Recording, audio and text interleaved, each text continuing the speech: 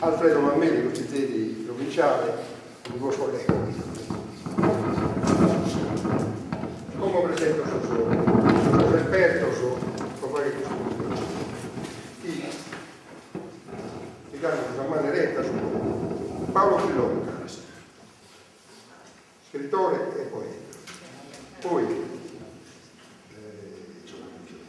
Giovanni Fiori, scrittore e poeta. Professor Berria. Poi dottor Natalino Pilas, dottor Salvatore Cola, notatore Tero tanto limba de cantos e limba de poesia.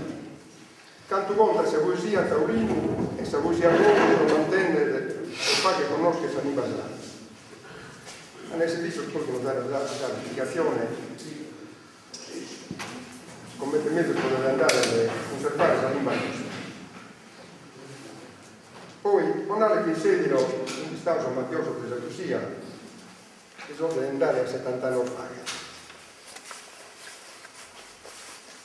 La prima cosa che raccontare che in seguito, già sul 1880 titolato una carriera a Melchiorre Murillo, cioè che era nato chi non paga un mafioso di Gelosia fondamentale. Perciò già si usa comunque. Poi, per quanto riguarda sul cantatore della chitarra, invitano che vi stata questa passione con questo canto. Però tutto conoscono a Chero, tutto conoscono a Delunas. Tutto fa bene da luna, forse che luna si stato, me la detto così, una passata, poi a vestito, professor Berria, che vi stava pensando in viso maggiore. Poi è stata lui. Già su canone di spazio, una fai da detorsi di lei, della giornata, se ti chiedo schimbante, su cui ti chiedo schimbante. Chianta un po' lo stesso, per esempio fai da questa canzone popolare da Giuseppe Degli Altri, Battista di Scarica. Poi a Traspoeta a Taurino, come scrive, Giovanni Italia, una scrizione sul 1898, però verso Salvatore Di Gano che sta in Iglesias e poi fare seminatori. Come scriviamo bene Sardegna politica. Natero Pedro Gasuni, fu segretario della nascita, una voce di Bologna. Copiò la figlia di una Gesù Funcheddes che ha descritto su poema erotico per un godore Iosto e la Sicura e scrive a Pizzagissimo in Sardegna politica. A voi che vi stavo, questo Francisco Maria Valetta, che penso che questo scriviamo se noi, non conosco nessuno che può andare in Francia, ed è molto indietro il Santo Luca, questo è descritto. Vangelo secondo Santo Luca, 5 al 6. Poi è descritto una strizza del sorrenuta. Cada anno venia gente di Lugia da Caglieria che cagliera da in aria non venia da tanto perché se questa strizza e fa che era campionato e poi si parole munzile che ha descritto su poema Roma vittoriosa questo c'è stato poi teniamo su questo poeta davanti sullo anziano del gusto si usoreggio che è molto su 1867 questo un'altra che cantiamo su famoso poeta del Vonni Malù, quindi da cantare su un meno, che gusta per esalpire, clicca di sfidare questo poeta Savaiano, può cantare.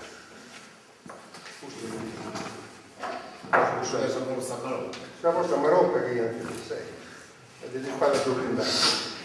Poi abbiamo stento il Siantone Aghero, questo è molto su 1946, che ha 89 anni, questo è poco nostro prima casa di mamma,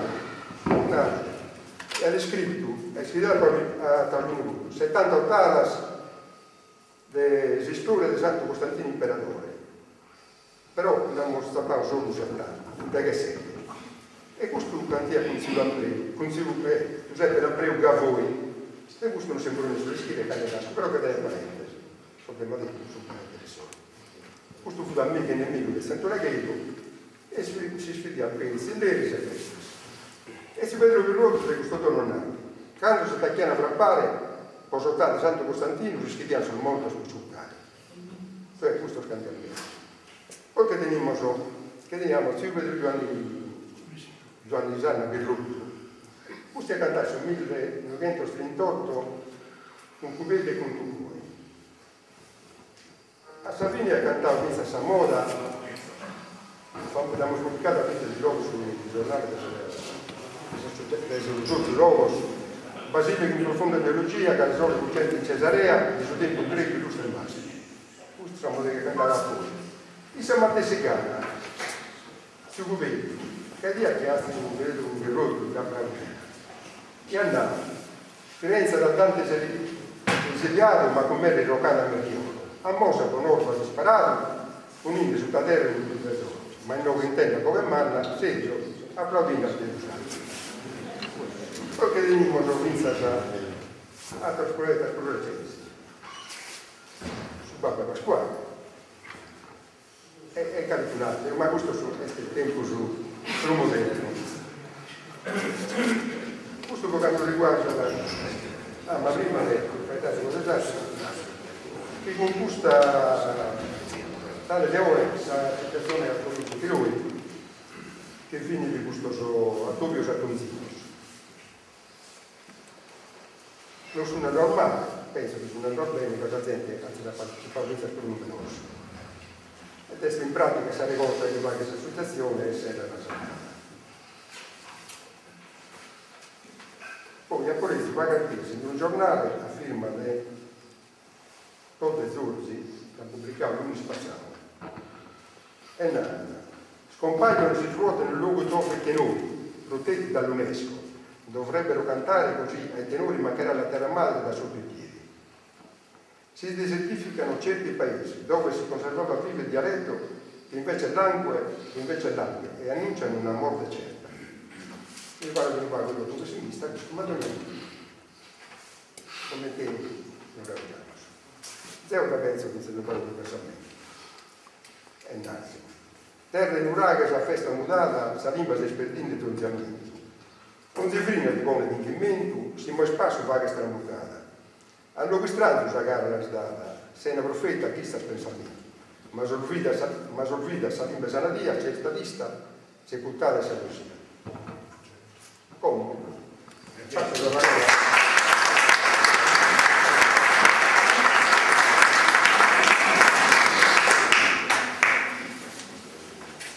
Ho l'impressione che questo pomeriggio e questa sera qui ci sarà un esempio vivente di cosa può essere il bilinguismo, perché abbiamo iniziato con il sardo, proseguiranno con me con l'italiano, altri si serviranno dell'italiano e altri ancora si serviranno del sardo, e questo è un esempio di come possono pienamente, perfettamente convivere le due lingue. Ma intanto vi voglio salutare cordialmente, augurandovi buon pomeriggio, il tempo mi sta mettendo, ma qui si sta mettendo caldo, quindi è buono in ogni caso. Non ho nessuna intenzione di soffermarmi a fare una storia della lingua e della sua evoluzione, anche perché non voglio togliere né a me né a voi il piacere di ascoltare gli illustri relatori, anche perché mi trovo al cospetto di persone, ciascuna delle quali potrebbe darmi delle lezioni in merito. Tuttavia, visto l'argomento, alcune cose, ma proprio brevissimamente è necessario dirle. È necessario dire, per esempio, che la lingua è come qualunque organismo vivente, ha necessità di svilupparsi, di esercitarsi, ha necessità di nutrirsi di nuova e continua linfa, perché altrimenti corre il rischio di morire per asfissia. Così come due cose è necessario dirle sul fatto che indubbiamente all'inizio il linguaggio è un qualcosa che riguarda la sopravvivenza, serve proprio, parlo alle origini della umanità, per sopravvivere, non sempre semplici cenni, semplici suoni, poi piano piano si è articolata in linguaggio, in parole specificate, poi che servivano sempre per la sopravvivenza, poi piano piano è subentrata anche la necessità di comunicare qualcosa di più profondo, ma anche di importante, di meglio articolato, diciamo anche di più sofisticato rispetto a quella che è semplicemente la esigenza del comunicare per sopravvivere. E poi procedendo nel tempo si è arrivati addirittura a quello che con una lingua ormai arricchita, sofisticata al massimo, impreziosita da migliaia e migliaia di vocaboli, si è arrivata a quello che è il piacere proprio della conversazione in quanto tale. E credo che ciascuno di voi ricordi ancora, senza andare lontano, le lunghe ai libri che sono stati pubblicati specialmente nel Cinquecento, pensiamo agli Asolani, pensiamo al Corteggiano, eccetera, che sono veramente proprio il dialogo per il piacere quasi sensuale sotto certi aspetti del parlare per se stesso, naturalmente per comunicare anche delle cose più importanti. E non c'è ombra di dubbio che ci sia stata poi una interazione tra linguaggio popolare e linguaggio colto, tra il poeta che raccoglieva in qualche modo certi vocaboli popolari, poi li sviluppava. Non per niente si dice, credo che voi lo sappiate, anzi lo saprete magari meglio di me, che alle origini, così si dice, della lingua greca c'è Omero, così come alle origini della lingua italiana c'è Dante. È vero che c'è stata l'evoluzione dal latino che popolarmente, a livello popolare, si è diversificato rispetto a quelli che erano i canoni della lingua latina colta, e quindi si è sviluppato quello che è il volgare. Però è altrettanto vero che se non ci fosse Dante che ha sviluppato e arricchito in qualche modo il volgare, non sarebbe nata, o chissà quando sarebbe nata, la lingua italiana. Quindi questa interazione tra il colto, il poeta e la lingua del popolo esiste, e l'una arricchisce l'altra e si arricchiscono a vicenda. E credo che su questi argomenti dibatteremo questa sera, iniziando dal primo ospite a cui cedo la parola, che è il poeta e scrittore Natalino Piras, che ci parlerà proprio di poesia colta e poesia popolare. Quindi vediamo un po', cedo la parola a Natalino Piras.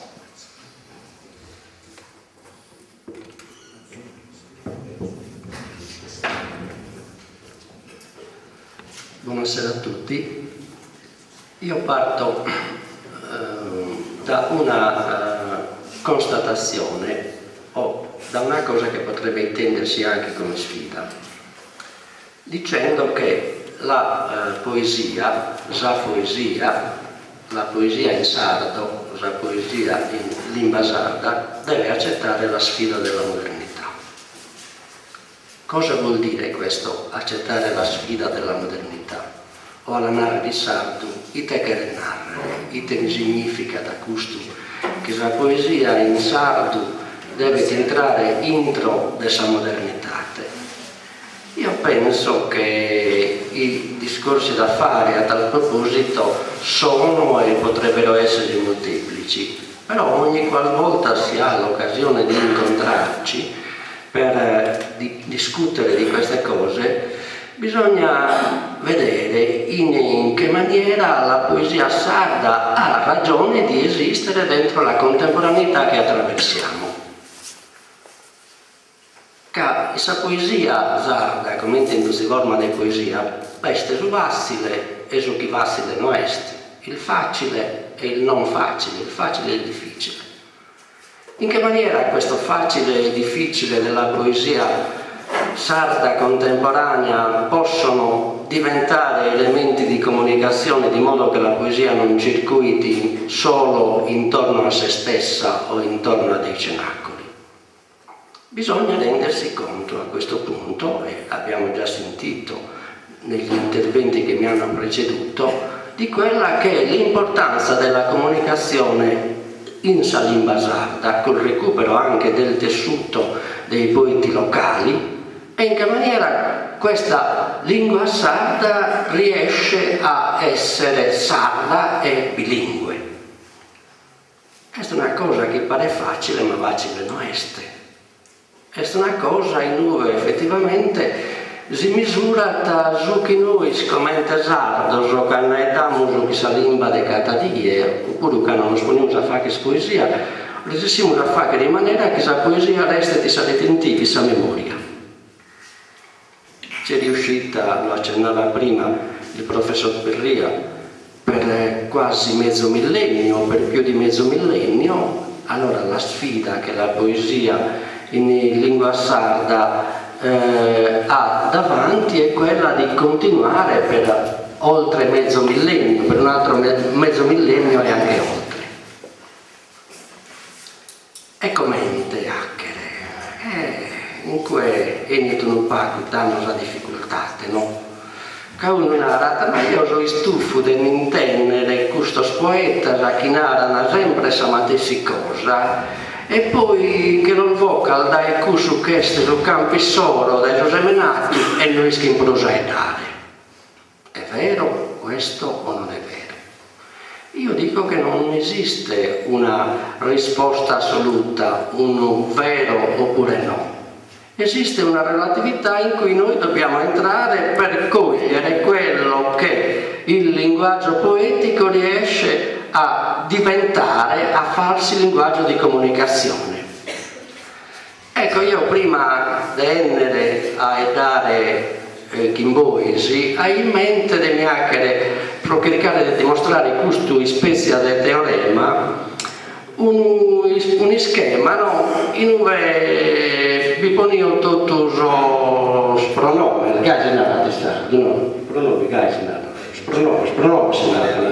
italianismo, e che questo pure di italianismo bisogna prestare attenzione, no? Ma l'italiano come te bin tratta, ma come? Invece la poesia se vi viene a comprendere in dita maniera una parola este nuova, antica, intro della poesia, e come la poesia poi necessitano la rendere. Capia, bisogna sapere di stare attento, no? Se questa parola che è nuova oppure è antica non suona tauricra o no. Ecco, lo schema che vi dicevo, avevo in mente, era quello di percorrere così un po' arbitrariamente quello che attraverso le forme pronominali la poesia riesce a recuperare. Ite che narrere. La poesia in sardo, vina la poesia in sardo, è sempre un confronto tra Zuieo e Sottue. E lì dobbiamo riuscire a capire in che maniera la poesia riesce a esprimere un io individuale o un io sociale, un io paesano, un io storico, un io sorpassato, un io attuale. Ad esempio, io non ho la lingua mia vessichesa, io mi naro rimunno dell'occo Susan Benato, col male fortunato che ben nasciti su mondo. Che insomma, uno narra te e torna salima, ma te che ne narra. Se noi diciamo che in questo io, che rappresenta di una condizione unica, individuale di munno e loco, ci troviamo di munno e loco. Ma io penso che un poeta su genere lo potremmo sapere in Asessedio, lo potremmo sapere in Borrole, o via estendendo, io non so parlare il campidanese. E questo io di autopresentazione di munno e locus col male fortunato che ben nasciti su munno, Zicchiti a usare vina sa detentiva, non tue, che a un certo punto non riesco a leggere la poesia o in altra, hai scritto io che spinna e sodono e se scrittura di aver fatto vrigura in Cudala de Sardegna. Non so se devo tradurre per qualcuno non sardo. Comunque se avessi saputo prendere la penna in mano e avessi avuto il dono della scrittura, avrei fatto figura, bella figura anche dall'altra parte della Sardegna. Pinna e Sardegna, chiaramente i sardi assappano la salima, no? Questo sfogo significativo di un poeta all'Accana tra 8 e 900, del suo chinato plus povero che piti in vita, cadone, che come non esiste prusu, è rappresentativo del mondo e loco, ma viene di una condizione che è del suo poeta, che non iscritti scrive però iscritta e dare.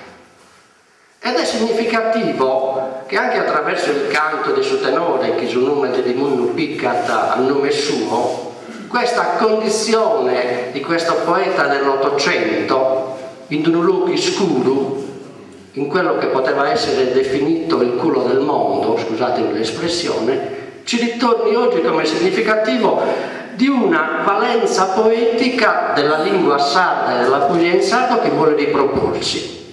Io canne il suduoso de io e tue. E lui la poesia a un certo punto si acchette, poesia de canto, poesia de suono, poesia che cerca il significato a esistenza sua matessi. Vedete quindi come le forme pronominali non sono soltanto vieta grammatica o soltanto delle regole grammaticali che ci vengono imposte, possono essere recuperate a un discorso che dà valenza alta a quella che è la poesia che nasce dal basso. Canoesi, quando entramos in su campo de esos poetas e in su campo de esa poesia, non dovete importare se siamo bravos a chiedere alla cana nostra a Dante, a Leopardi, a Manzoni, che pure sono importanti. Ne approfitto per dire, ho letto ieri un discorso che definirei un po' idiota in un editoriale di un quotidiano italiano, dove effettivamente in una diatriba tra clericalismo e anticlericalismo venivano tirati in ballo anche Manzoni, Dante e Leopardi, classificati soltanto come così peso scolastico, quando invece la poesia sarda mai ha fatto questo, che lo ha sempre ritirato dall'Accana e va scritto trattare. E quindi è importante venire al suo del io e del tu, del suo io e del tu, e di dire come la poesia sarda, classificata in alfabeta, era che in Dante, che in Manzoni, che in Leopardi o con quant'altro.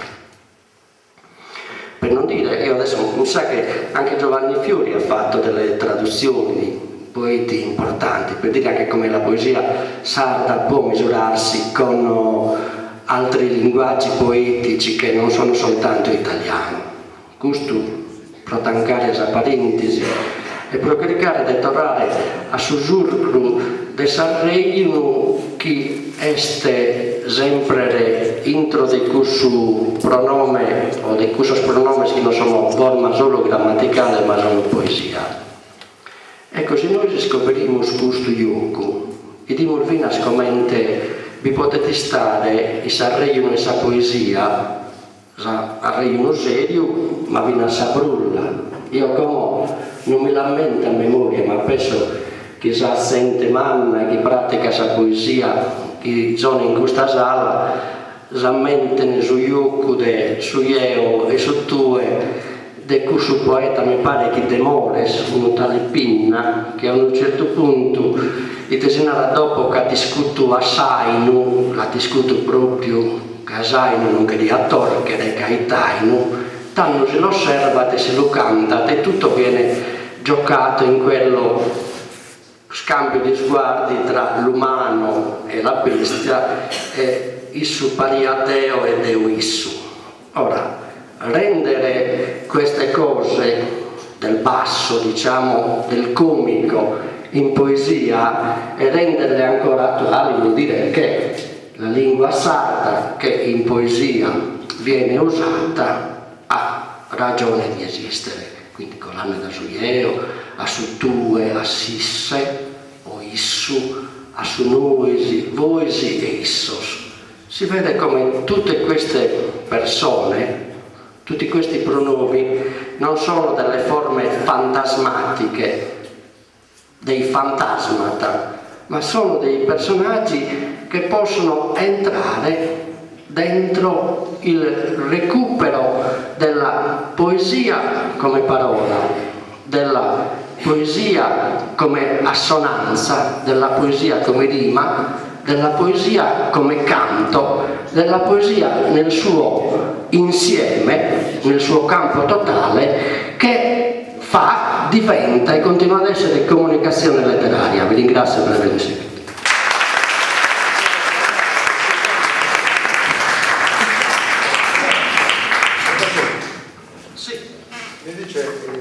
della profezia che deve andare qui a permettervi istituzionale. Il cuore rimane qui, non solo il cuore, ma anche la testa. Ho alle 6:30 un incontro con il ministro dell'interno per fasi istituzionali, purtroppo correrà. Non mi sarei voluto guardare perché questo è un argomento che mi tocca molto da vicino e che mi interessa, mi attrae, è una cosa molto. Prima di andare via voglio dire che chi ha organizzato questo incontro merita, probabilmente si sente anche senza. Probabilmente, grazie. Chi ha organizzato questo incontro merita applauso, merita rispetto, e io sono contento che continuino queste tradizioni, questi incontri di cultura. Probabilmente dovremmo essere più impegnati noi a frequentarli e a trovare anche il tempo per non dover correre come succede a me questa sera. Io dico una cosa, che mantenere l'attenzione al problema della lingua è una questione vitale per mantenere la nostra cultura, per mantenere le nostre radici, per essere, per vivere, per essere. E quindi non dobbiamo più avere paura. Lo dicevo stamattina all'università di architettura, alla facoltà di architettura a Cagliari, un incontro sui nuovi linguaggi dell'architettura. Una volta, quando eravamo piccoli noi, la mia generazione, chi sono in sardo paria di gonza, sos poveros, io non tenia la possibilidades de andare avanti in si scuola, in sus studios, hoy no es prograsi, hoy in sardo questionano tutti os che tenen gana de ser sardos o de si riconoscere sardos. Esiste la possibilità che la nostra lingua recuperi anche una sua grande qualità in sa letteratura, in su canto, in sa musica. Sos poetas zio vi un impegno, la Bonauga Chiorta, mi pare a Paolo, la Pogistonaugo Mansala e un Palizzo, so adesso schiso un cantante come un Paolo veramente, ma più un impegno di cliccare, organizzare un sistema stimolare sos giovani, sos pizzocos, sos che cominciano a cantare, sos che dimmene, sos che tenen una preoccupazione di non risultare lui a diventare cantatori come te Dio comanda, può seguire questa strada. Sa poesia è una cosa importante, sa lingua è una cosa così importante ancora, non guardiamo spruso che le deve essere sa lingua, su storia, zio renzo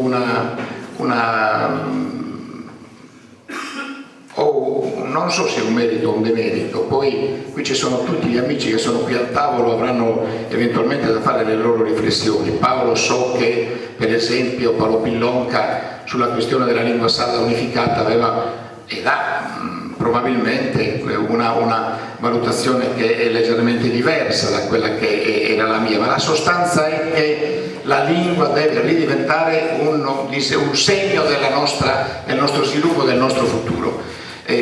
D'ogni lingua, su capitanese, su locutorese, su lingua in mesania, sai, questionamo tutto, seguimos a questionare. Sul problema fu un altro, il gusto di cliccare del sapere in un linguaggio unico, può comunicare in suo livello istituzionale, ma è un argomento che la regione ha tornato a porre in campo, da capire che cosa cada vez era pizzo, non preghiamolo di sicuro per questo, la cosa sicura è che sa lingua sarda e sa questionamo naturalmente tutti.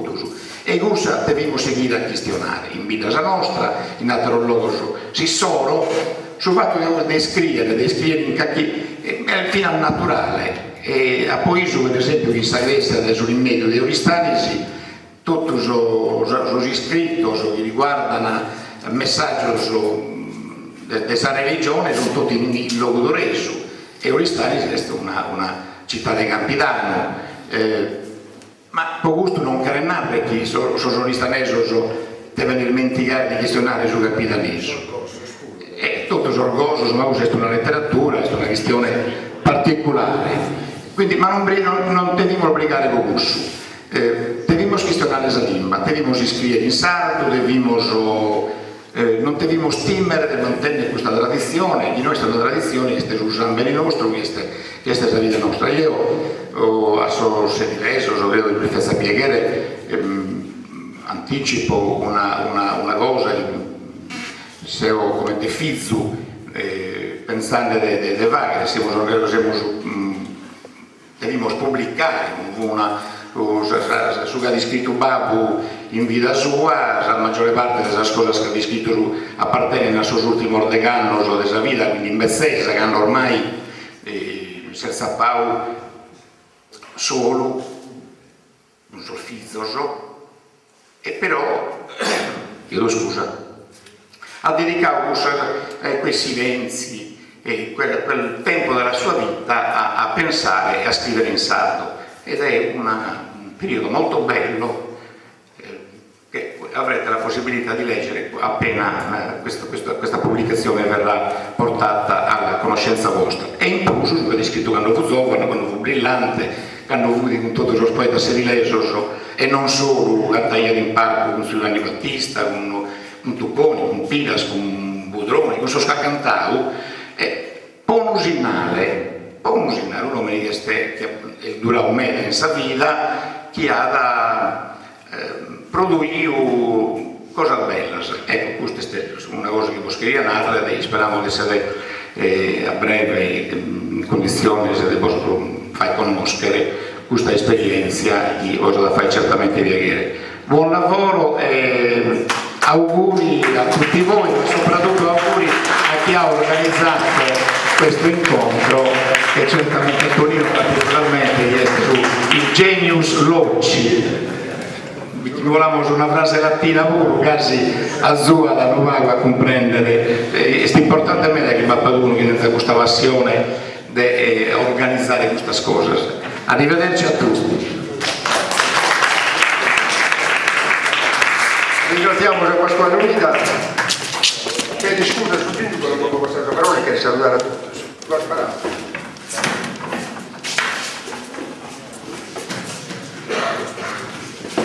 Buonasera a tutti, ringrazio tutti l'Associazione Archeologica di Loi che ha cortesemente invitato l'amministrazione comunale a questo incontro. Ringrazio tantissimo per questo, un saluto ai relatori, un saluto a tutti i presenti. Io avrei voluto parlare in dialetto, ma di fronte a loro mi viene magari un tantino difficile, anche se insomma anch'io ho la mia età, per cui potrei anche tentarmela. Ecco, e allora ci provo. Tanto ho saluto mera, chiaramente non è giusto forse in sardo, però insomma ecco, volevo quindi ringraziare Dora ripetere in sardo l'Associazione Archeologica dei Loi, a nome appunto di tutta l'amministrazione. Siamo presenti in diversos, una varietà di assessores e consiglieri, che Leonardo l'amministrazione pure sta attenta a questi incontri, e quindi è una lode che l'Associazione Archeologica di Loi Denede è da anni che va in questi incontri, e sto un merito chi denede. Noi come amministrazione abbiamo a tentare in questi anni che diciamo di organizzare noi spuru incontri culturali, in questo caso che si fa in della lingua sarda, della poesia sarda è meno importante, vamos a tentare varie, oltre che con l'associazione archeologica di noi, quindi con le associazioni culturali, in modo tale che si possa fare, oltre che incontri di autunno, come si narra, fino a altri incontri, fino ad arrivare probabilmente a fare un mese della cultura e della cultura che può essere sia la cultura sarda, ma affrontare altre tematiche che bene hanno affrontato in questo anno l'associazione archeologica di noi, insomma, ecco. Un ringraziamento a tutti, tantos augurios e buon traballo a tutti. Grazie.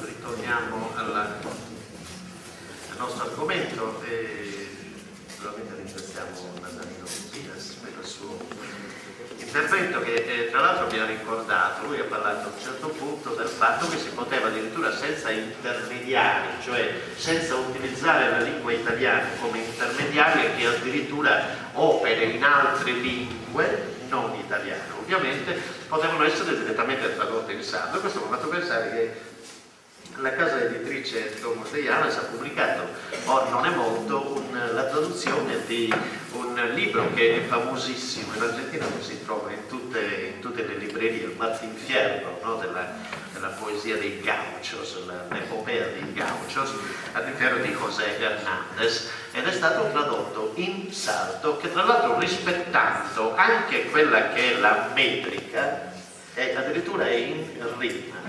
In sardo, tradotta da Antonio Vaggio, che si trova in Spagna, mi sta dicendo Paolo a Tucumán, e questo ha tradotto il Martín Fierro direttamente dall'argentino in sardo, senza passare attraverso l'italiano, e credo che sono opere che si possano tranquillamente fare proprio per indicare anche, come dire, la duttilità, la ricchezza e la varietà e la versatilità del sardo, che si può adeguare a tante lingue. Beh, non c'è un po' dello spagnolo che una certa rassomiglianza c'è, però non c'è ombra di dubbio che qualunque lingua possa essere tradotta in sardo.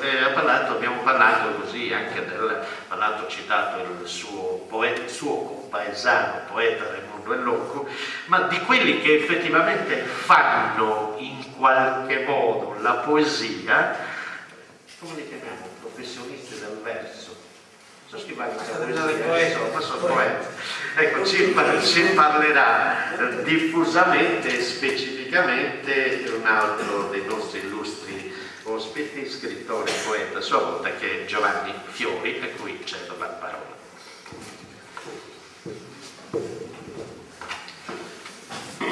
Buonasera. Ma de ora approfitto di questa fortuna per voler fare in due lingue. Quando mi bene la può fare in sardo e quando mi bene la può imparare in italiano. Io, sulla base dell'indicazione date anche dal buon Paolo a suo tempo e poi dall'organizzatore, se ho concentrato un po' la mia ricerca su, diciamo, quanto la poesia di riflessione cosiddetta, cioè la poesia scritta, e la poesia a volo, poesia dei poeti estemporanei, quanto questa produzione poetica abbia contribuito ad arricchire la lingua sarda e quanto anche abbia contribuito a farla estendere nella conoscenza e nella parlata in mezzo saziente. Per quanto riguarda il rapporto poesia-canto, con la presenza di un artista come Piero Marras e uno studioso di umano, secondo me, di suo entusiasmo, il professor Perria, mi limito a narrare via due cosiddette impresse, non so poi manco Samniasa, dei Neo Bonnaro, impresse, che si venivano su questa espressione poesia, non come atto creativo del poeta, ma come composizione dessa poesia, il sardo non esiste. Il sardo si narra sempre cantone.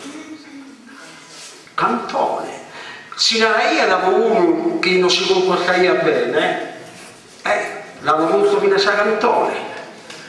O uno che lo dica a quello, bessa cantone, quando si può dire nel senso anche agiografico, diciamo, no? Con un alzare.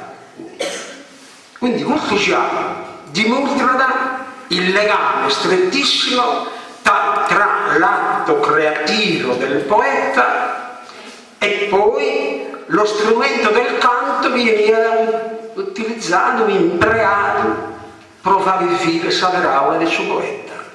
E che in Adel, infatti, Antonisanna, vi leggo un brevissimo suo brano del su 1970 limbe e poi un altro pezzetto, insomma, brevissimo di Michelangelo Ghira, proprio a proposito di questo rapporto. Nada io saponare di Antonisanna, l'imbissa saggio di fama internazionale. In Sardegna la poesia popolare e popolareggiante sono nettamente legate al canto ed esistono praticamente in funzione di esso. I mutos, le batturine popolari, come le ottave delle gare poetiche, hanno la loro esistenza solo in quanto espressione del canto. E Michelangelo Ghira aggiunge la parola parlata per durare nel tempo, appunto sulle fine di Sara, si ancorava ai metri e alle rime delle ottave e al canto. Beh, per quanto riguarda questo aspetto mi fermo in 9.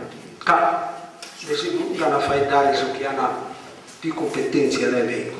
Io ripeto, la mia ricerca l'ho concentrata sulla Funelli Sara e ne ho dedotto, era una idea che io avevo dai primi, ma in questa dia treballare bene la misura, la consolidata questa opinione mia.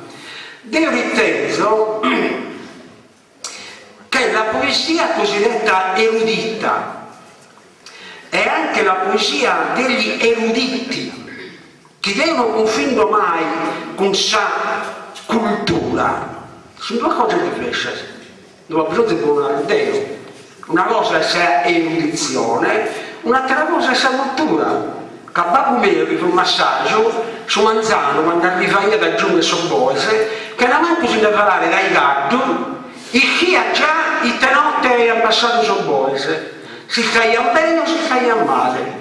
Basta io te lo sapere, si fu il lintoso, che non è che so buono che stai bene, la soffiato uno, quando gli sta bene, si lingue di questa lingua rapizzosa sua. Questa è cultura, ce l'ha insegnato da 1000 anni, che di cultura fede si intendia. La cultura, diceva lui, è quella del contadino che vede un gruppo di conigli ed è in grado di distinguere a colpo doppio su maschio e su femmina, su manni, su minore e su mastore sardo. Basta tenere questa cosa che ha pubblicato Paolo di Tio e Munudira, su mastore sardo che è in grado di distinguere sapere e a conoscere figlio dell'area vega e sanzone. Questa è la cultura. Deve fare questa poesia degli eruditi. Ed è altro che magari eruditi, non erano eruditi, però furono acculturati e ruiano il suo stesso errore degli eruditi. Bozzito qualcuno, qualche numero e qualche opera. Provate a leggere Sa Gerusalemme vittoriosa di Melchiorre Dore e vi dire se una campo semenato dell'aulas italiana, di italianismo, de rimas che impreana a 70% sul verbo all'infinito, soprattutto la prima coniugazione, area, di participi passati, soprattutto ad, Cioè nessuno sforzo, non solo creativo dal punto di vista poetico, ma dal punto di vista linguistico. Sul giudizio che si rende Deo dei cosiddetti poeti eruditi, non è un giudizio, non è questa la sera, l'argomento stasera è diverso. Non sto dando un giudizio di merito, sto dando un giudizio del contributo scarsissimo, per non dire nullo, che è venuto da questi poeti eruditi. L'arco del tempo comincia da Dei Subimbighentos con Araolla, che ha fatto il suo poema dei tre martiri dell'Uffedurre, Gavino, Brotto e Januario. Arriviamo, potremmo evitare, vabbè, più che sardo questo è latino, comunque questo si proponeva l'obiettivo di cansare la lingua sarda dai latino e di creare una lingua sarda, operazione non riuscita, non con un ardeno, con un arancio studioso Magnus. Matteo Madaro, siamo già soggettiendo sul Tiereso, che si proponeva proprio, data l'esperienza negativa della Raolla, di pulire, di purificare, dice lui testualmente, la parlata sarda. Un'altra operazione non recessiva. Se arriviamo su all'Ottocento, il periodo dell'Arcadia in Sardegna, è un corso andannato, la un'altra cosa ma non mi tratto mai, compreso Paolo Mossa. S'Arcadia è nata nel 1790 giù di lì, che era nata in polemica col cosiddetto marinismo del Seicento e poi alleatosi tra la sua. Paolo Mossa, che è il massimo rappresentante dell'Arcadia sarda, è nato sul 1820, o delle 8 per differenza di saltata, e sul 1820 Leopardi aveva già scritto su Sidilio, su Cantus, sul romanticismo imperiale, solo in Italia, ma in tutta Europa. Quindi ai 9 si arrivava al 200 anni dell'Italia. Ma non hanno dato contributo dai sviluppi di vista linguistico, nemmeno su manno su de Sarcaria, dai risorsi a Padre Luca, adesso tutto il suo, neanche in stato per battaglia. Don Baino Peso, già di Fescio, un altro umano del superiore, un altro arcade o arcade, un altro del salto duro, del superiore. Ma se voglio dire questa poesia di solo, non bagattate se si dato so de lingua sarda. Può adattare si dato so de lingua sarda, sono un padre di questa poesia scritta. E toccare con mano quando si è ricca la lingua sarda, dobbiamo arrivare a suo poeta che io chiamo i poeti umili. Non è zitto qualcuno, però prima non mi devo dimenticare di posso accennare che un'opera che abbia una funzione in Sardegna persino pedagogica. Beh, sono rimasto che penso ottava di Salvatore Gutti, su vai bene della Montana Commedia, su Dualchese Salvatore Gutti, la penteso piccino minore in campagna abita d'anno, una famiglia che si sono recate sonittili dai Desio, dai Arizzo che venivano a fare tanto se ne a Teracco, pastore, lavorare in campagna, poi sono state su guida e sono diventate famiglia come te si tocca. Un pastore del Sueso che mi chiamava e mi narraia adottata di Salvatore Pubbliche. Che rapido, siamo andati con me, è vero rapido, una grande funzione. Però provate la legge. È infarcita, per dirla in italiano, di italianismi a più non posso. Forse anche per esigenze perché trattava argomenti, no, il perno del Sagantone, l'anticlericalismo, no? Soprattutto. Però non dà neanche lui un grosso contributo, anzi direi quasi nulla, nonostante sia una cosa che io ho sempre amato, quel lavoro. Lo stesso Montanaro, sto parlando di Montanaro, non sto parlando di uno qualunque, Tio Quasura, su merito del Montanaro fondamentale, Gallificato, che ha chiuso definitivamente con l'Arcadia e con la mitologia, definitivamente, e poi che ha avuto la capacità di rielaborare un suo linguaggio, lascia la parlata desulese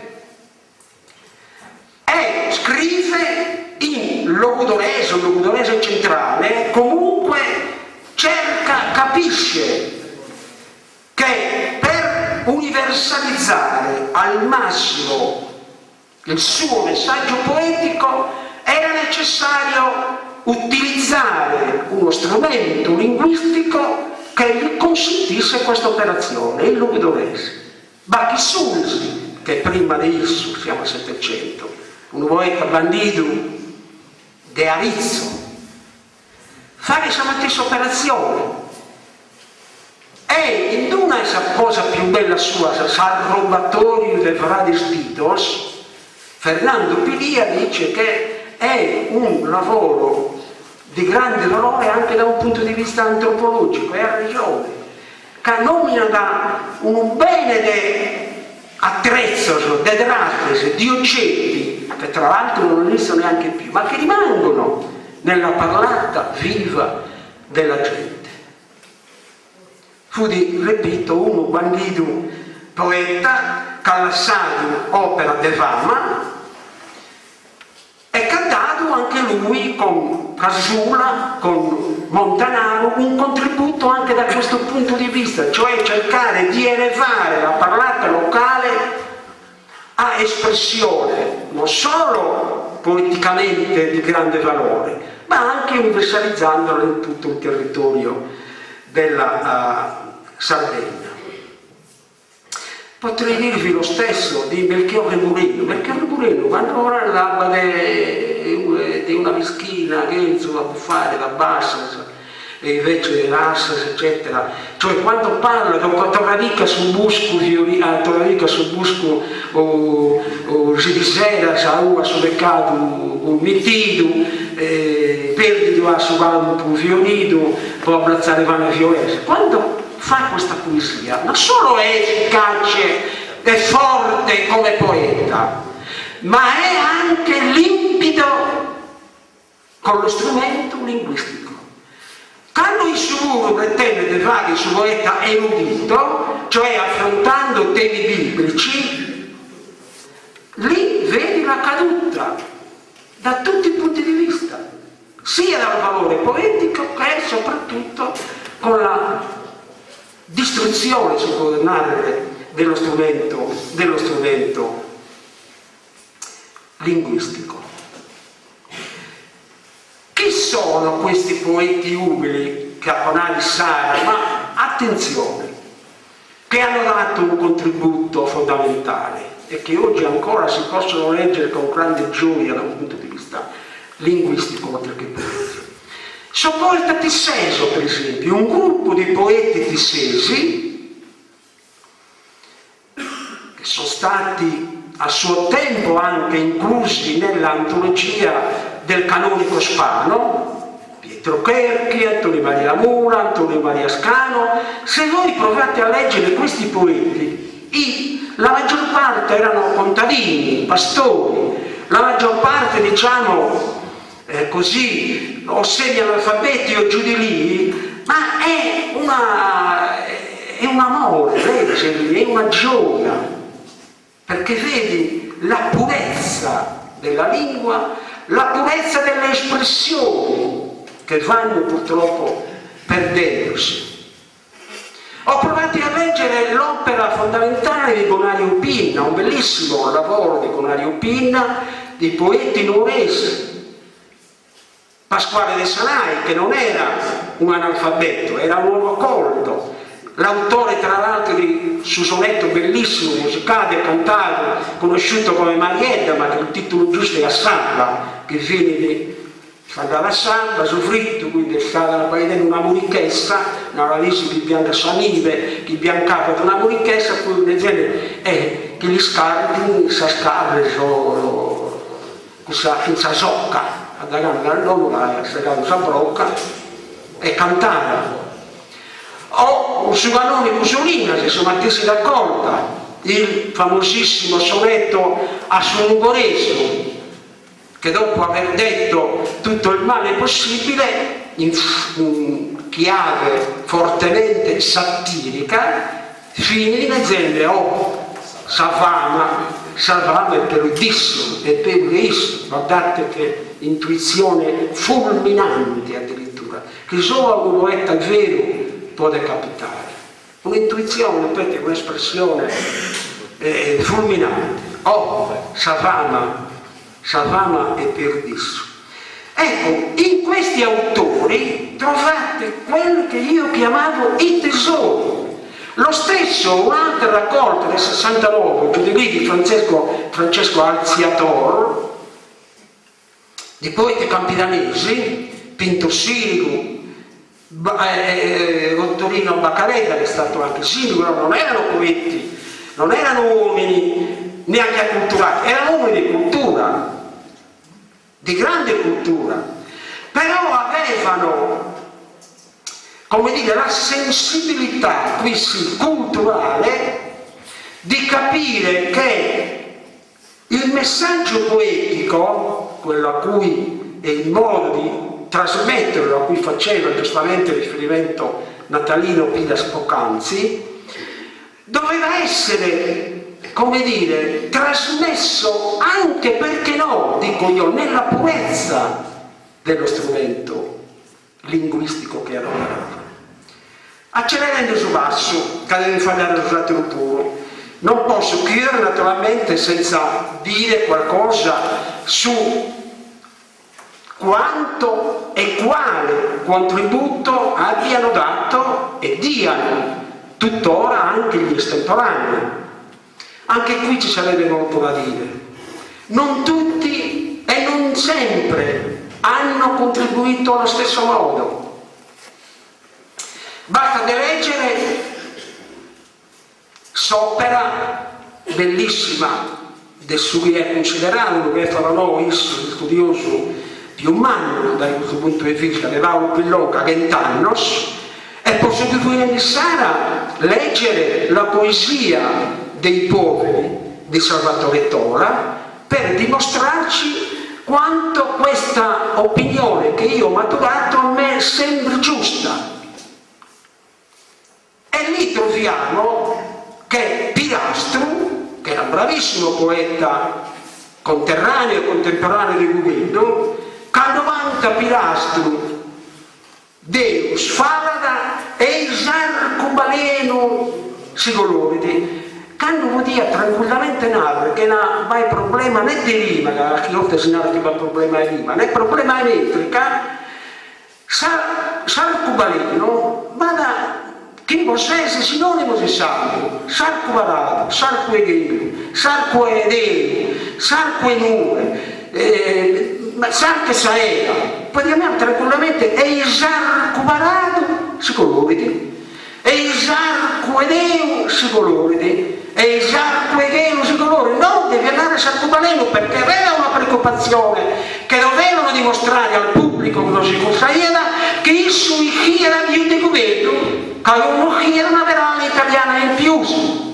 Ho capito conto di Rinare da Testoni, che si dice fosse un semi-analfabeto o analfabeta, ma a me non era di nome, Paolo raccoglie questa notizia nel suo libro, e chi si intende narrare dai Gavino Conte le Testoni o se testando se testuggine in sardo dice Tolstoine, non testuggine, ma ha bisogno. Non si bonus alla ucca manco a berrere, si parla due, appena è ruggine, non è buona bocchina manca a ferrere, gli si fiera ponare che Tulloni a Sicu sull'ago e fuggine devo si caratteriamo, è qualcosa del genere, però ruggine. Ecco, vedete, devia dimostrare che fino a ne primo, che sono di Chiada, che sono Turlonia, sono principe Turlonia romano, iano si comunicato sull'acqua e fucine, va bene. In più su, chi è pure, parole erudite. La svolta, accelero ancora, la svolta l'abbiamo sia per la poesia scritta, sia per la poesia estemporanea, a buono. Per gli estemporanei, di sicuro, Contiu Tuconi è più dedotto Contiu Raimundo Piras.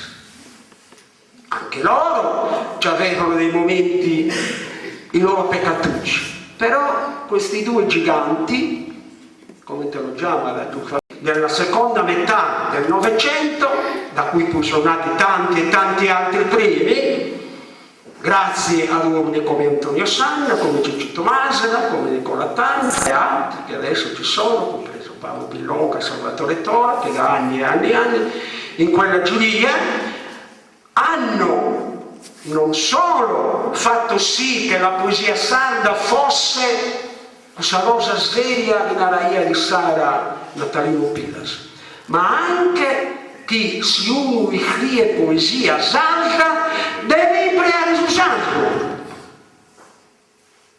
Sono una giuria di auguro. E come parlare di Sara che Pirastro di andare tranquillamente il Sar cubarato si colori, anziché Sar cubalino si colori, che vanno bene poeta se di a suo nonno e era nonno e a suo nonno e era padrino. Gaino è ai creatino di andare a fare una rima. No, suo nonno e nonno, suo nonno e suo nonno. E Gaino ne sapeva. Ecco quindi la svolta, Tio Tuconi e Tio Raimundo, ma poi Tio Raimundo che si prende due parole in più, scusatemi. Deo ritengo l'apponato in atterua e lunaro minore, che dotta sa cultura salda, sa cultura cattedratica, sa cultura accademica, ancora ana un debito umannissimo con Tio Raimundo Pirasa. Primo, come conoscitore, come conoscitore della lingua sarda, ma secondo come facitore. Questo è tutto un aspetto che ancora non sta studiando nessuno, con tutto il suo fatto e del meda Paolo Pillonca, ma il suo denaro io non sono un glottologo, questo aspetto non lo ha potuto sviluppare, ma bisogna che sullo studioso sardo questo problema si monta, a conoscere le vias non solo come grande poeta, come grande pensadore e grande filosofo, ma pure come grande fagidore della lingua sarda. A sentire Teo una battuta alla casalare che mi ha poliato appunto, sia da questa poesia e sia da questa musica.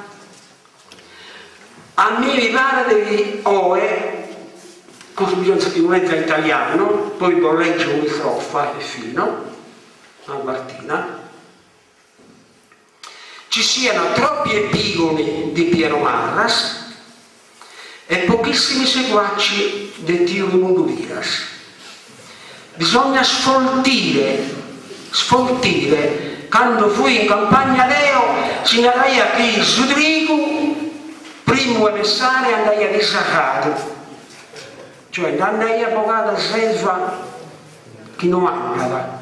E quindi ripeto, troppi epigoni di Piero Marras e pochi seguaci di Tio Raimundo Piras. E invece, quando io intendo cantare e cursare questa mattina su un brano di un momento in novenarios, su gatto ti gioca da bolo e sopra sa sedda se solo parente sa cara a suento, cantata poi finalmente dai Piero, un verso bellissimo di Paolo Pillonca dimostrano e ripete ancora su Naraia di Sara Natalino Piras che in sardo si può fare musica di alto livello que hanno sus artistas como Wagner, e pur, tornando a antiga, cantores e dunque poesia di altro livello. Scusate se può parlare qualche minuto in più, grazie.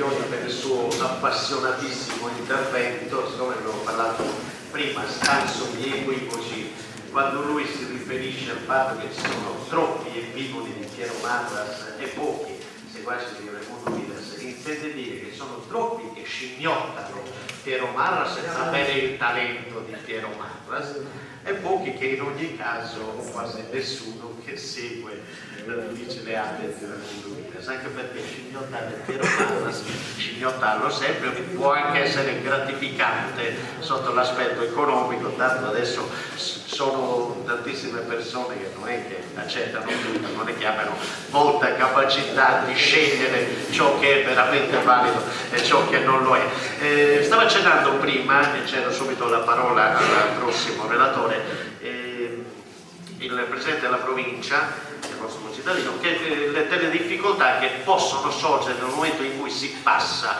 a livello istituzionale dal sardo di una qualunque parte della Sardegna, dal sardo soprattutto cantato e poeti, al sardo scritto, soprattutto adoperato a livello regionale in tutta la Sardegna e in documenti ufficiali. Ma non c'è ombra di dubbio che anche tutto quello che hai detto tu, che ha detto Giovanni Chiori in precedenza, legandolo ai contributi che questo o quel poeta, questo o quell'artista possono aver dato allo sviluppo e alla diffusione e all'arricchimento della lingua sarda, ma non c'è ombra di dubbio che in ogni caso, oggi come oggi, si pone il problema della conservazione della lingua sarda.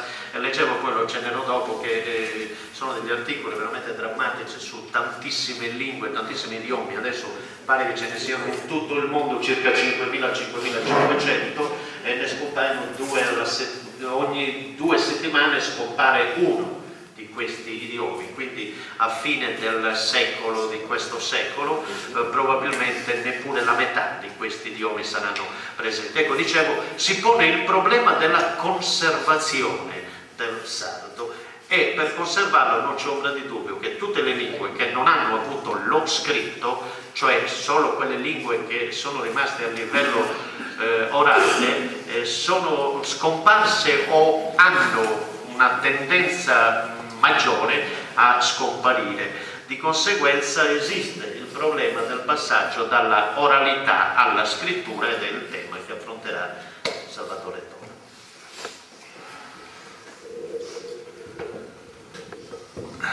Sus amigos que sono in Oga e che mi conoscono, ischini canto mi può fare piacere di guardare nella poesia, nella lingua, disincontro della lingua e della poesia sarda con si scrittura, con si imprenta. E tanto più mi fa piacere di trovare in Oga in una ida que noi que estamos em Saltitares e pensamos que sia come una defensa, un amparo, un'ardia, per tornare giustamente, della lingua, della tradizione e della poesia. Se non si nada di noi, non si nada. Io mi metto su un piano di storia della cultura e vorrei proprio raccontare, così fermarmi su alcuni punti. È una storia molto, molto interessante, molto articolata, questa dell'incontro.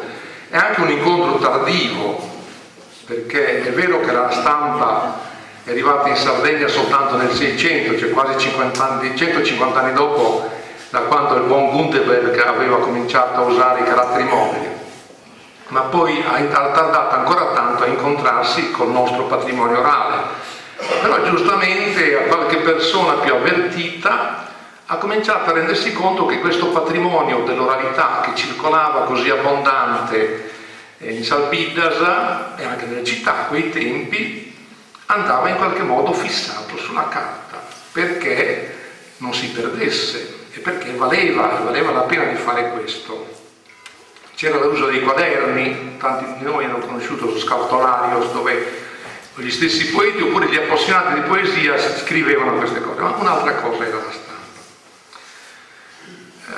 Ci fu un primo tentativo fatto da Madao, che è stato già citato qui questa sera, però la raccolta che ha fatto Madao è un po' sibillina, perché lui non dice da chi ha preso le poesie prima di tutto, e poi pare che molte di queste poesie fossero sue, cioè c'era una mescolanza, pare che ci fosse una mescolanza, non si capisce bene quale fosse suo e quale fosse non suo. La prima vera raccolta antologica, questa è una data che ha una sua importanza, è del 1833. Questo uomo politico cagliaritano, un certo Pasella, ha preso delle poesie e ha cominciato a raccoglierle e diciamo già in questo caso c'è un episodio molto curioso, cioè lui ha raccolto, voleva fare una raccolta che toccasse tutti i linguaggi principali della Sardegna, quindi per la Gallura ha preso Baignoves, non faceva fare nessuna fatica, per la Logudoro ha preso Cubeddu e ha preso Madao, che aveva già stampato, e per il campionarese non trovava poesie. Lui conosceva però un nipote di Efisio Pintor Sirigo, che era conosciuto, non aveva pubblicato niente, ma le cui poesie circolavano a Cagliari. Allora ha detto questo nipote, guarda, scrivimi un po' di poesie, perché dice, nel campionarese non trovo niente. Questo che si chiamava Efisio, era quasi omonimo, si chiamava Efisio Luigi Pintor Navoni, ha fatto queste poesie, ma il Pasella, invece di pubblicarle col vero nome del personaggio che gliele aveva fornite, le ha messe sotto il nome di Efisio Pintor Sirico, per cui la gente ha cominciato a pensare che oltre alle poesie che si conoscevano di Pintor Sirico, che erano poesie satiriche, questo Pintor Sirico avesse anche un filone di poesia religiosa, perché questo discendente non era capace di fare poesia satirica, ha fatto poesia religiosa, ed è un equivoco che è durato per una cinquantina d'anni. C'è un'antologia fatta molto bene da Nurra in cui ancora c'è questa confusione. Io credo che questo Pasella fosse un mandrone, perché io credo che di poesia, è vero che qui è già emerso questa sera anche, diciamo, il logudorese è vero che a quei tempi aveva una maggiore tradizione sia di uso letterario e sia di stampa, sia di scrittura, di diffusione, voglio dire, a livello anche in aree geografiche non strettamente logudoresi. Però io credo che poesia in Campinano ne circolasse tantissima, quindi bastava che andasse un po' in giro a intervistare qualche poeta. Certo non trovava le cose pubblicate a quel tempo, bisognava raccoglierle dalla viva voce, le avrebbe sicuramente trovate. Quindi nel 1833 ne sono seguite varie altre di queste antologie, quelle che, come devo dire, rimangono di più, che poi sono state riprodotte più volte, sono quelle dello Spano, sia per la loro vastità, perché si tratta lo Spano aveva lasciato 6 volumi, 6 raccolte di poesia logudorese e una di poesia sassarese, e anche perché lo Spano esce finalmente da un difetto che avevano le altre raccolte, cioè le altre raccolte erano tutte di autori già noti, invece dal continente soprattutto arrivavano dei messaggi che dicevano bisogna trovare non le poesie degli autori culti o semiculti, come si diceva allora, cioè quelli colti o studiati, ma bisogna trovare anche la poesia che nasce direttamente dal popolo, perché nelle altre regioni d'Italia l'abbiamo trovata. Invece da noi la poesia degli autori famosi, di Cubeddu, di questi, diciamo, portati su dalla fama, continuava a nascondere questo filone di poesia che pure c'era. Finalmente, qui va detto che questo è stato fatto con il contributo di studiosi non sardi, perché in quel periodo, fine 800, con l'istituzione delle scuole nazionali, cominciano ad arrivare professori, insegnanti di scuola, non dell'università ma di scuola media superiore, che si dedicano a questa ricerca, e finalmente la vera poesia popolare sarda viene individuata nel Muttu. Già lo Spano un po' ne aveva pubblicato senza riconoscerli bene, senza distinguerli molto bene, lui li chiamava anche Taias, ma finalmente nel Muttu viene riconosciuto la vera poesia popolare sarda, quella che nasce dal popolo e che circola anonima, che non è legata a una grande personalità e che dovrebbe esprimere lo spirito veramente spontaneo della gente. E inizia poi quella grande discussione che è durata ancora a lungo e è cessata, cioè ormai solo adesso un po' si è arrivata a una conclusione del rapporto tra Sisteria, tra la prima parte e la seconda parte del muto, che come sapete non ha, per qualcuno, io purtroppo non ho la memoria dei miei amici, mi sono segnato un paio di esempi, dove si vede appunto che apparentemente non c'è legame tra la prima e la seconda parte. Sas espadas de Angioi, la sbogano a guerrare a Fontana de Ruos, vicino a Sistradone.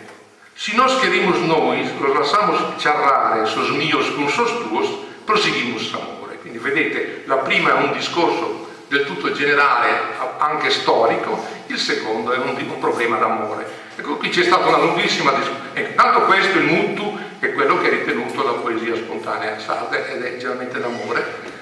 E è iniziata questa lunga discussione dove si diceva che non c'era rapporto, invece ultimamente la tendenza invece a dire che in realtà ci sono dei fili nascosti, segreti, che uniscono la prima e la seconda parte. Sono rari invece i mutos dove c'è un rapporto diretto tra la prima e la seconda parte, come questo esempio che ho tratto da una raccolta calerentana. Su dottori Mannau a pigliai Sachina, il chinino. E la seconda parte dice tempus mali passau, vida de ruina. Invece il rapporto è diretto, è una rarità. Ma quella che a me è interessato di più e sempre mi interessa non è tanto l'editoria ufficiale, cioè quella dei libri, degli studiosi che si guardano, si piegano nel popolo e raccolgono queste cose. Mi è interessato sempre di più l'editoria minore, quella che nasce più spontaneamente e che circola in circuiti diversi. Cioè parlo di quei quadernetti che abbiamo conosciuto. In qualche modo questa editoria minore potremmo dire che sia finita quando è morto l'ultimo nel 2003. È morto l'ultimo che forse tutti avete visto perché colpiva molto l'attenzione, Antoni Guccu di San Vito, che ha continuato fino alle soglie della morte facendo una vita che diciamo incredibile come potesse vivere in quella maniera, andando di festa in festa, continuava a diffondere queste cose di cui era anche editore, giustamente, perché mano a mano che esauriva le copie le vendeva. Ecco, mi è interessato molto quella tipo di editoria, un'editoria minore naturalmente, che è stata molto importante per i poeti, perché da un lato serviva loro per dare una maggiore diffusione alle loro opere, era un modo che loro stessi incontravano per dare una maggiore durata alla loro opera, ed era anche uno strumento attraverso il quale sia i poeti che gli appassionati potevano documentarsi. La cosa curiosa che ho scoperto studiando, analizzando, per fortuna, Natalino lo sa bene che è bibliotecario, lui stesso ha agito in questa maniera, le biblioteche per fortuna si sono dotate di questo patrimonio prima che questo fenomeno finisse, quindi troviamo nelle biblioteche raccolte abbastanza interessanti e consistenti sia di fogli volanti e sia di questi quadernetti, di questi opuscoletti. La cosa curiosa che è accaduto in un periodo che di queste opere si servivano anche gli analfabeti. E dove si scopre? Si scopre perché molte volte nelle scritture che c'erano in fondo, dove loro intanto dicevano guai a chi vende questi fogli senza la mia autorizzazione, cioè c'è una specie di rivendicazione del diritto d'autore, ma in questa rivendicazione del diritto d'autore c'era molte volte anche la rivendicazione del proprio analfabetismo. Questa poesia è stata dettata dal poeta illetterato, eccetera, eccetera. Si vantavano di avere pubblicato la poesia essendo analfabeti. Io penso che loro andassero dal tipografo e lì, non portandogli come facciamo noi oggi un dattiloscritto perché lo componesse, ma andando lì a recitargliela. Questo poeta recitava la poesia che non aveva altra fissazione che non quella che aveva, non era fissata in altro modo che non nella sua mente, e il tipografo la componeva e la stampava. La cosa curiosa è che poi questa cosa che era dettata da un analfabeta arrivava anche agli altri analfabeti, perché se avessero dovuto contare solo su chi sapeva leggere e scrivere avrebbero venduto molto poco. E arrivava agli altri analfabeti in che modo? Perché i pochi che sapevano leggere li leggevano evidentemente a voce alta. Gli analfabeti li ascoltavano, a quei tempi la memoria uditiva era formidabile, non certo come la mia soprattutto, e quindi la gente, bastava le volte che ascoltare, cioè la gente riusciva ad imparare una poesia solo ascoltando una sola volta, come quando si andava dai poeti improvvisatori. Mi ricordo che mio nonno, tornando dalla gara, diceva "Mindapole ad una vaia ottava", sa? Cioè ed erano ottave che aveva sentito una sola volta, era in grado di ricordarle, cosa per noi oggi, per uno come me ad esempio, che sono uno della cultura scritta, della carta stampata, per me è inconcepibile. Cosa c'era in questi quadernetti, in questi fogli volanti? C'era un po' di tutto, c'erano i globus per esempio, che sono forse i più diffusi, c'erano le modas, perché i poeti le modas sappiamo che non le improvvisavano, le avevano scritte, quindi molte volte le pubblicavano.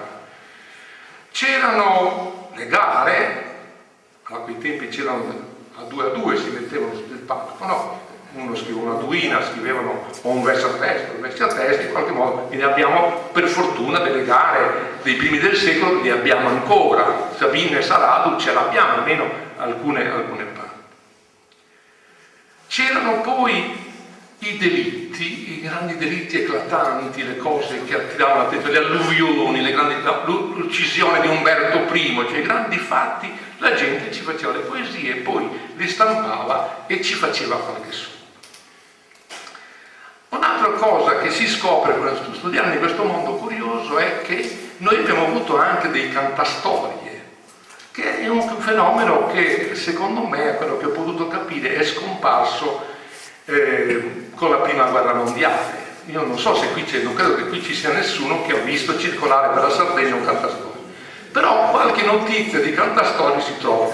Una notizia di un cantastorie si trova niente di meno che in una lettera di Gramsci, che scrivendo alla madre chiede se circolavano ancora i discendenti di questo Pirisi Pirione di Bolotana, dice lui, e dove lì c'è qualche errore, perché questo non era Pirisi Pirione di Bolotana, ma era Filippo Pirisi Pirino di Borutta. Come si scopre che era questo qui? Si scopre perché andando nelle biblioteche si trovano questi fogli volanti di questo Filippo Pirisi Pirino di Borutta, che sono stampati, alcuni a Oristano, alcuni a Cagliari, alcuni alla Lanusei, alcuni al Tempio. Cosa voleva dire? Voleva dire che quest'uomo, perché è anche difficile di questi da avere notizie, perché questi, se andiamo a Borutta oggi, non ne sanno niente, perché questo è uno che a un certo punto è andato via da Borutta e ha vissuto tutta la vita così, cioè cosa faceva? Moriva, veniva ucciso Umberto I, lui ci faceva la canzone, andava in tipografia, sapesse o non sapesse scrivere, faceva fare il foglio e poi aggiungendolo agli altri fogli che aveva fatto magari sul delitto d'onore che era caduto a Sennoli, sull'alluvione che aveva colpito Sesto e così via, aveva 8, 10, 15, 20, però li cantava per la strada, e poi li vendeva e campava in questa maniera. Un altro di questi, ho trovato una notizia in un libro di questo Mario Pinna, che era un nostro poeta che viveva in continente, è stato pubblicato un libro postumo, e lui dice che la sua prima iniziazione poetica è avvenuta attraverso questo Salvatore Colombano Monteso, anche questa è la mania, il vezzo del doppio cognome, che andava in giro in questa maniera lo stesso come cantastorie. Abbiamo avuto anche questo fenomeno che abbiamo perduto. Di questa editoria minore si sono serviti a lungo anche i poeti improvvisatori, cioè nel senso che o loro, come dicevamo prima, o direttamente o indirettamente le loro gare venivano riprodotte, insomma. Però era sempre, diciamo, in questa editoria minore che ha con tutti i difetti, diciamo, con tutti i meriti che ha questa editoria minore, ma con tutti i difetti, nel senso che non c'è nessuna garanzia sull'appartenenza delle opere, sulla correttezza della metrica, sulla rispondenza alla loro gara. In questo campo diciamo, il passo, diciamo, verso un'editoria più garantita è stata, come già stato accennato, è stato fatto, e come molti di voi sanno, è stato assicurato da Paolo Pillonca, che io gliel'ho riconosciuto altre volte, va riconosciuto, ma quella di dare, non solo di studiare questi poeti e di parlare di loro, di farceli conoscere, di, come devo dire, in qualche modo di assicurare la loro, come dire, la loro durata del tempo, ma anche quello di dare loro la dignità editoriale, soprattutto con questa collana che lui ha iniziato, questa La Lughe Luna, dove fino adesso sono usciti 2 poeti che sono Piras e Soggio, ma dove aspettiamo di vedere gli altri. Finalmente abbiamo delle edizioni dei poeti che sono garantite, che sono di tutto valore. Questa opera di recupero del patrimonio orale è stato fatto poi anche, è vero che noi abbiamo avuto sempre questa dominanza della poesia, quindi la prima attenzione si è rivolta alla poesia ed è continuata poi sempre verso la poesia, però a un certo punto c'è stata anche l'attenzione per la narrativa, per il suo sconto sdevoghile, quindi sono stati degli studiosi, anche in questo caso più spesso continentali che sardi, c'è un Pierenea Guarnerio, un Francesco Mango, questo Mango non sappiamo neanche bene chi fosse, pare che fosse un funzionario di prefettura, ecco, che venivano qui o perché avevano qualche interesse o perché guidati da qualche studioso del continente che andavano, raccoglievano e hanno lasciato queste raccolte che sono importanti anche perché poi, diciamo, se noi abbiamo sviluppato poi un romanzo sardo a partire dal 1982, quando è uscito il primo romanzo Salve del Sostinese, questi scrittori che si sono lanciati in una narrativa moderna l'hanno fatto anche partendo da questi materiali che in parte hanno conosciuto direttamente, in parte hanno conosciuto attraverso queste pubblicazioni. Grande lavoro, non abbastanza grande lavoro è stato fatto anche nel campo della predicazione, un altro campo nel quale noi, predicazione in sardo naturalmente voglio dire, che era una forma di letteratura, purtroppo anche questa, anche letteratura diciamo di livello, perché affidata molte volte a persone di cultura che nella predicazione mettevano anche grande cura, purtroppo diciamo di questo poco si è salvato e forse ancora qualcosa si può trovare in qualche archivio parrocchiale. Abbiamo le prediche di Pedro Ganzo, che è stato uno dei più famosi predicatori del Novecento, e Gigi Sanna ne ha fatto un'altra dei predicatori, soprattutto campidanesi. E poi questo lavoro è venuto avanti, diciamo, negli anni. Io così si può ricordare soltanto qualcuna di queste tappe, diciamo, a questo lavoro ha contribuito anche la Deledda, quando, essendo in corrispondenza con una rivista di tradizioni popolari, ha raccolto le tradizioni popolari di Nuoro, un libro che si trova ancora oggi, molto interessante, dove raccoglieva modi di dire, prediche, soprannomi, gozos, tutto quello che trovava dal pubblico. Sono stati nominati i poeti tissesi. I poeti tissesi è questa raccolta fatta da Mulas è una delle migliori raccolte che siano state fatte su un singolo paese, perché praticamente in ogni paese si può fare una cosa del genere, in ogni paese c'è una scuola poetica, anche qui a Sedio è stato fatto, qui c'è Giuseppe Camarda che l'ha fatta, l'ha curata per Orani, ma diciamo, io ne ho visto una di Oniferi, praticamente in ogni paese si può fare una raccolta della scuola poetica, si deve,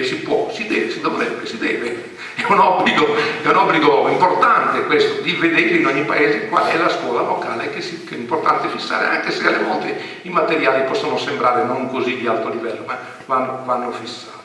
E quella di Tissi, fatta da Mulas nel 1902, è veramente un esempio, aveva sì del materiale straordinario, però anche il suo lavoro è molto ben fatto.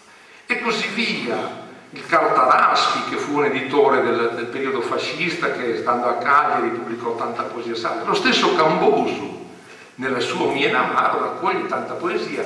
Anche lui un po' però come Matteo Madau, alle volte non si sa bene, lui stesso quando qualche poesia la voleva, diciamo, vedere su qualche argomento, pare che se la sia fatta, ecco, diciamo, quindi, ma in questo caso niente di male, siamo nel campo della letteratura e quindi c'è una specie di interazione tra i testi che la tradizione gli hanno fornito e quelli che lui stesso ha creato.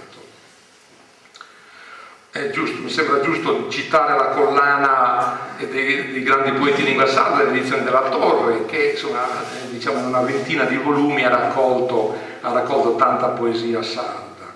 poi per la Gallura Giulio Cossu, Enrica Delitalo ultimamente ha pubblicato dei volumi di narrativa sarda. Ecco, io per concludere vorrei fermarmi ancora un attimino su, certo, so cosa dire, ma mi pare che sia evidente per tutti noi che seguiamo la poesia sarda, che crediamo che la poesia sarda sia anche il mezzo attraverso il quale io lo dico così puramente semplicemente, secondo me se noi abbiamo una civiltà è perché abbiamo comunicato attraverso la poesia. Attraverso che cosa passava la nostra comunicazione? Attraverso la poesia. Se noi siamo cresciuti, se noi abbiamo una civiltà, se noi abbiamo una morale, se noi abbiamo dei principi, se noi abbiamo delle informazioni, dico noi per me che sono uno che ha fatto anche le scuole, ma se tanta gente che non è mai entrata in una scuola in Sardegna ha una civiltà che stupisce la gente che viene da fuori, una capacità di esprimersi, una capacità di comunicare. Questo noi lo dobbiamo esclusivamente attraverso la poesia, perché è attraverso la poesia che noi ci siamo comunicati da una generazione all'altra e da una comunità all'altra, solo attraverso questo. Quindi se questo è vero, tanto a maggior ragione è vero che questo materiale va salvato in tutti i possibili modi. Due filoni, ne parlo qui, forse vado un po' troppo sul piano personale, ma non posso in questo momento farne a meno. Due filoni ci sono sicuramente che meritano ancora di essere salvati. Uno è il filone della poesia erotica, questa poesia de Codonzu, per dirla in una parola più esplicita. Perché non è passata nelle antologie? Perché le antologie sono state sempre in mano di gente che non aveva piacere di fare questo. Solo in qualche antologia fatta nel Novecento, un'antologia fatta dal Bellorini, si trova qualche esempio, quando un po' il criterio della scientificità ha prevalso sul criterio della moralità, perché quello che prevaleva, cioè lo Spano, che era un canonico, non poteva pubblicare, cioè a un certo punto quando mette la poesia di quel pellegrino che viene accolto in casa da una signora, a un certo punto dice mi fermo perché la decenza non mi permette di andare avanti. Noi invece dobbiamo anche vincere questo barriere della decenza e raccogliere anche questi materiali, perché anche questi materiali, come devo dire, hanno valore letterario, hanno valore di civiltà.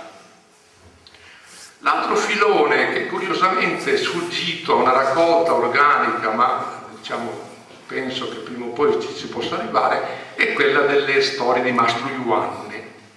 Io non so se io sono curioso di questo, io credo che Mastro Ioanne a Sedilo non sia arrivato, almeno come fama, perché a mia informazione si è fermato nell'oceano, è arrivato fino a Unune, non so, qui a Sedilo si conosce Mastro Ioanne? Ah, si conosce. Lo do per conosciuto. Perché Mastro Ioanne non è stato raccolto, è stato raccolto molto sporadicamente, mentre invece i testi, pensate che a Pattada c'è un testo di Limbudu di 800 versi, dove racconta che Mastro Ioanne parte da Ardara. Perché parte da Ardara?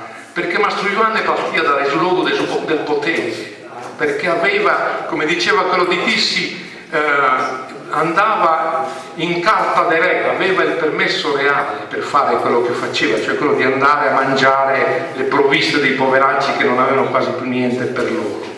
Parte da Ardara e attraversando tutti i campi vede che tutti i campi c'è la carestia, non c'è raccolto. Allora dice qui è l'annata buona, si frega le mani e dice questa è l'annata buona per me, dove io veramente posso fare la mia azione. Quindi entra a Pattada e comincia, come faceva lui nei vari paesi, andare di casa in casa per aiutare a mangiare quel po' che c'era.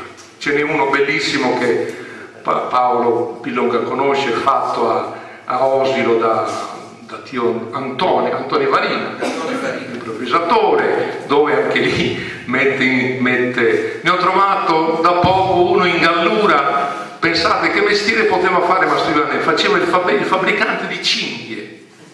Perché quello di Osilo era ispettore ai forni perché andava a vedere se c'era. Ma perché Mastro Ioanne non è stato raccolto? Per esempio Giovanni Spano raccoglie 500 poesie in area logudorese e non raccoglie neanche un Mastro Giovanni. Perché? Perché Mastro Giovanni era una figura per certi versi diabolica, luciferina. C'è qualche poeta che lo descrive proprio in questa maniera. Cioè era uno che intanto in questa poesia di Ossi, o no, di Tissi, che va lì nella sala del carnevale dove c'erano i balli, andava a vedere chi poteva avere più o meno provviste, dice che alla gente per vedere come erano, se erano magri grassi, toccava il filo della schiena, e però dice scendendo si le a calche libertà.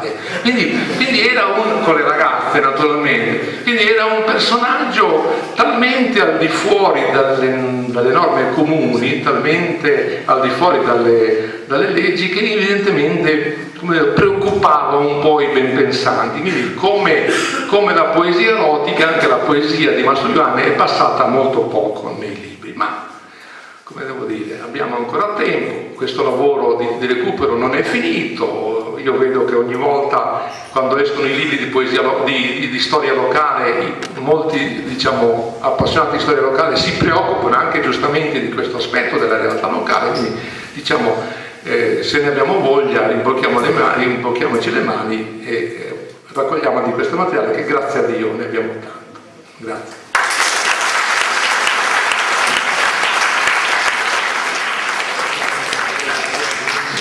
Grazie anche a Salvatore Tola per il suo prezioso contributo. È stato citato più volte nel corso di questi interventi, proprio per i suoi studi che durano ormai da decenni sulla lingua e soprattutto sulla poesia sarda di improvvisazione. Pertanto è arrivato il momento di ascoltare direttamente la testimonianza di Paolo Pillocca.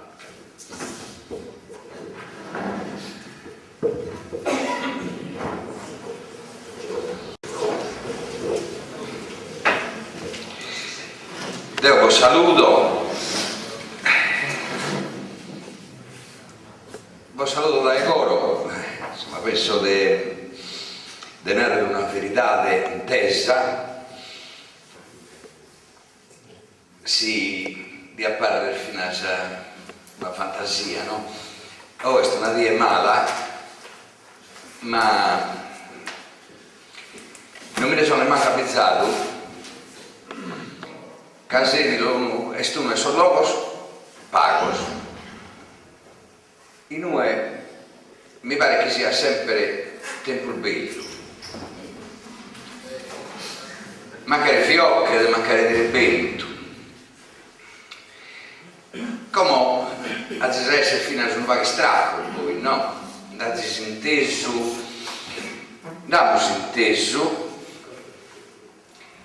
parizza no a spuro, ed è ascoltato il piacere a tutto canto, sui suoi amici che mi fai dato. E dunque penso che a questo punto a me mi sia quasi un dovere a dare una testimonia e via, no? Però tutto sono numeri, saltate, ma sono già nata, amico mio, non ho bisogno di tornare a molere un utrico che è già entrato sul mulino. E tanto la testimonia mia si potete partire in tre sale, la poesia cantata, improvvisata, la poesia scritta, e poi l'altra pregunta che i suoi amici dei suoi sozi che ci hanno posto, sa cantone de oe. Il timpolto deve sa cantone fino a con musica non salda o salda pure. Il timpolto deve in Samparo de Salimba. Questo noi il merito mio, sa vita, ma da istrinato, questa chi è su un stesso tempo su una fatica e una buona sorte pure, de ha sconnotto sono numeri se fentomato da Giovanni Fiori e da altri oscuro. Tutto canto si è squisito in questo macchine questa è una malattia cronica di questa poesia cantata ischini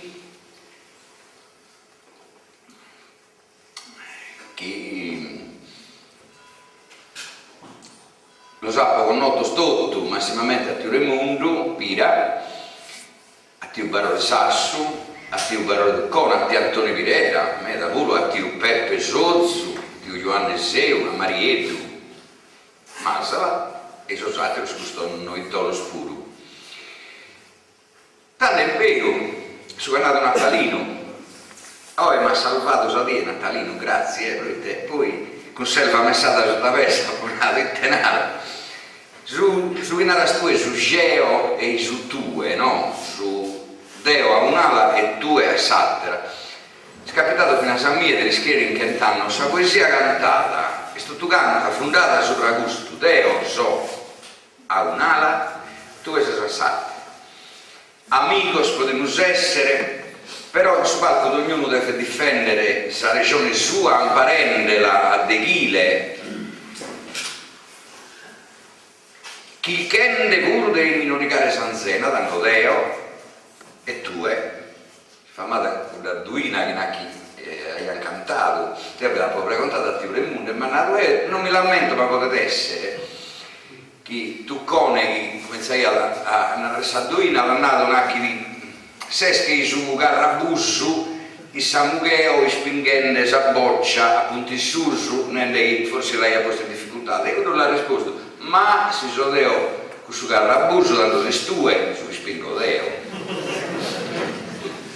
e poi va a finanza denaro a parte sa bellezza chi suole rispondere a tenore questa è una virtù non è solo una bellezza a una la sa bellezza e a satera la sa virtù poi veste su Deo e su due che hanno nato Natalino no? Fino a si sono poeta al de gara, che su poeta non è che si confronta solo con il suo collega. A poco Steve Duccone nella Iacchi non deve importare il suo collega su una volta, la poteva andare con chi fu cantende i rinotti Tio Barone, che la Iacchi per combinazione in citazione non lo sapo né bido né inteso, bindai a duoso, non lo sapo né. Un'esagerazione per un'altra che non la Iacchi impegnata, però su poeta si confronta con su chi canta contro isse e si confronta fino a su pubblico diventa da su chi Natalino ha nato un io sociale e qualche volta si confronta con i suoi animali spuru isse Natalino che riannare il dettivo Francisco e Martis de Mores cantatore famoso cantatore de palco che una volta ha discusso sai non so un umano che tenia che si stai solo per su inzattetica non ho cantato di Mores antifascista l'hanno fatto arrestare su fascio l'hanno posto dinamite e una volta che sai non li fu fuito che hanno l'ha cantato la discutto vedendo che a furia di corpo fu un uomine manno veste in una fotografia di Mores antica, un uomo sempre vestito in berrite, in costume, in manno. Tanto Somini se il film è fatto su Righina, e non è sempre su Deo e su due in Araiana Natalino, no? Un Righina, in noi ha contato tutto, ha la virtù di ischire e contare tutto, il paga sperauras. Lieto a Tugius a Soga e lo prendo a Salorica e listo a colpo forte sato bene issu sai no? A Toga a su Morica con sa lacrime soju e sospirende che n'aveva le parre mi varia denarre mira che frate dose bocchette mi labai do fissu issu varia Deo e Deo issu somine che diventa daino quindi su Deo e somine entra in crisi nuove Natalino no? Ed è una cosa bella Tiu Francisco e Martis un grande cantatore che sta sempre nella da Tuccone ammontonende argumentos e Tiu Barone Sassu di Miada e chi caia dello dispreziare proprio che pitaia sul verbo della prima coniugazione me da lui chiamaia da deputato are ti per resasso a De Martis, però con un grande argomentatore chi daia finanza in l'io sociale che era stue imparo la sa gente quando l'hanno arrestato così putto frassu dessa dinamite questa me l'ha nata una dia non schia fino a una di che hanno scomotivo Pepe Sozzo in pressione sta andato a missa da Domenica Manzano e ha visto che su che fa che a De Giacano a Suveidero fu di uno che sul verbale dei suoi carabinieri stia ad essere definito delinquente comune e isse a Simbesse fu questo che si deve chiamare sempre in sull'imbato di questa burocrazia detenuto politico che se non ha furato un bocchito l'hanno imputato una cosa che non ha fatto che fu contrario al suo regime tanto si scena in questa cappella del galera fu di chi su vede la ragazza missa e su giacano fu uno mano longa che l'hanno fermato lo carabinieri con uno giù furato e tale senata se ne inchescia Domenica Manzano una disparità di appoido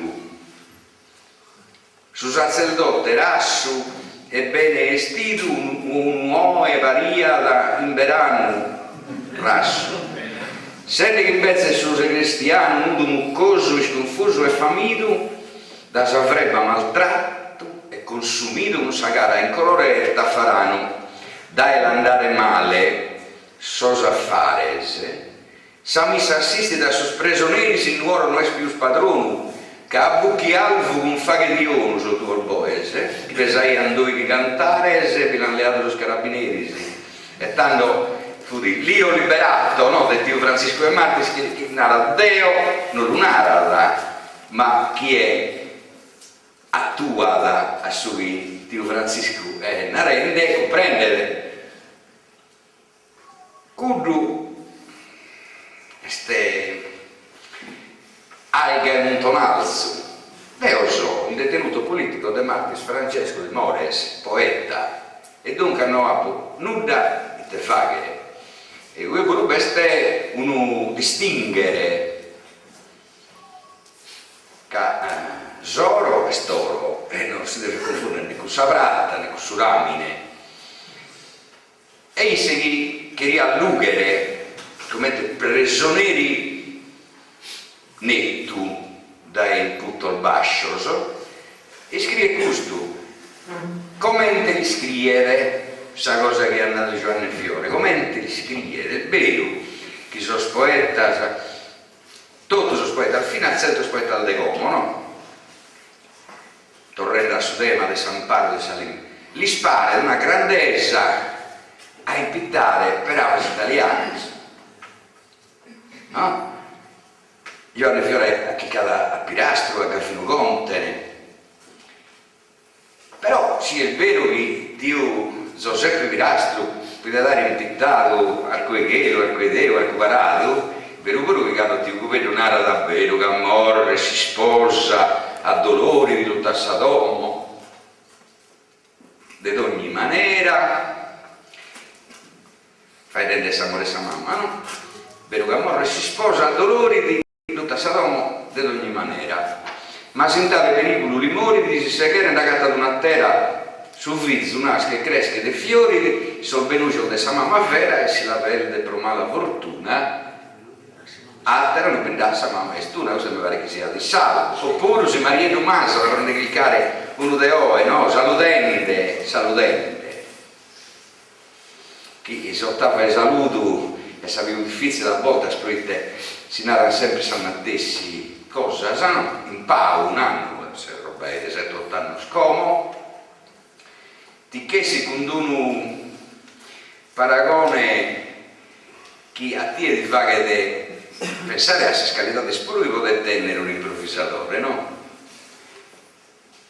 Caso invitto mi ha disposto in mano espro commemorare a Santa Prisca grade du lappo che una rosa fresca si maghi si tappada in verano e gaido rattie allegro e sano contento di te soffrire chi non isca e tanto due deve pensare pure che veste sala manciata ma per sala netta pure oppure Tio Raimondo questo facciamo un omaggio lamentavo un omaggio al suo professore Ivone Verria che stasera fa che è moderatore quando Tio Raimondo vira in arbolia ti saluta sa gente con passione, con sentimento quando torro a cantare a Narbolia sempre in suo coro contentesa però sono passato un no che via ma chiamato e bene tu non so fa tappo che i salvure e solia che non hanno atti frutto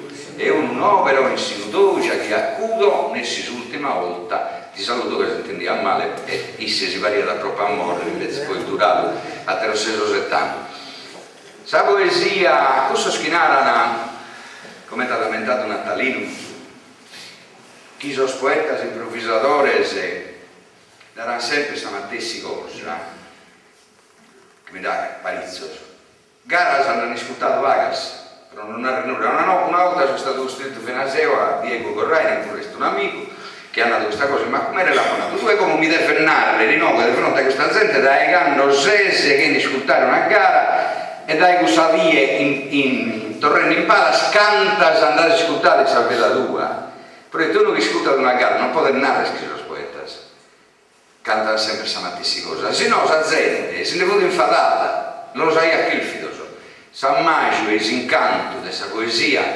improvvisata sta in corso chi manchissoso governano la samutta e non ischini commente potete bene sa gara se risulta bella se risulta fea però creo se rende questa parte di Sanremo che la poesia improvvisata attento e siga da tenere un impolto manno forse su più il manno ma pensato mai base di poesi a su proitte so scantatore e locutore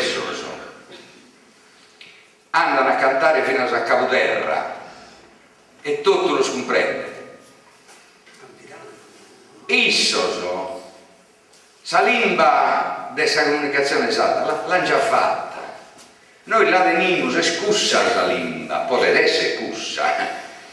Mi fa che piacere che io e che sia da Anna Cristina Serra, poetessa in limba capitanesa di Santo Asile Monte, che è una idea proviene un'ischida a pago diretto da Esenorbini a suo comincio e suggerrei in UE sos poeta locutoresos hanno ogni anno poeta scapitaneso non de cherene cantatore scapitaneso non de cherene quasi poi ma da correggere si so va bene manco gratis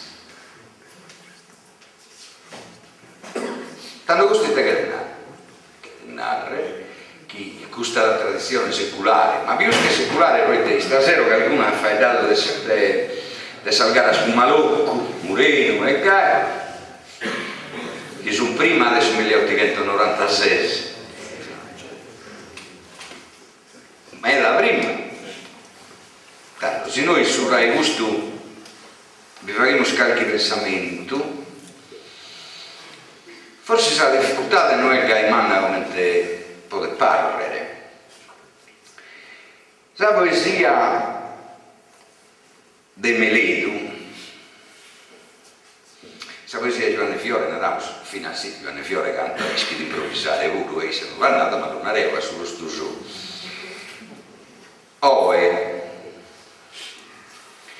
Si narra, no, parizzo narra anche la poesia, sul concorso hanno alleato su posto di questa gara, non è una verità questa, o è una mezza verità, però sul concorso tenene su Mattessi un impulto, l'hanno già nato suo amico mio, perdendo dessa revolta dei primi ottieri, tutto ciò che ha descritto Nicola Tanda, sopra il gusto e di tenere presente e di non dimenticare.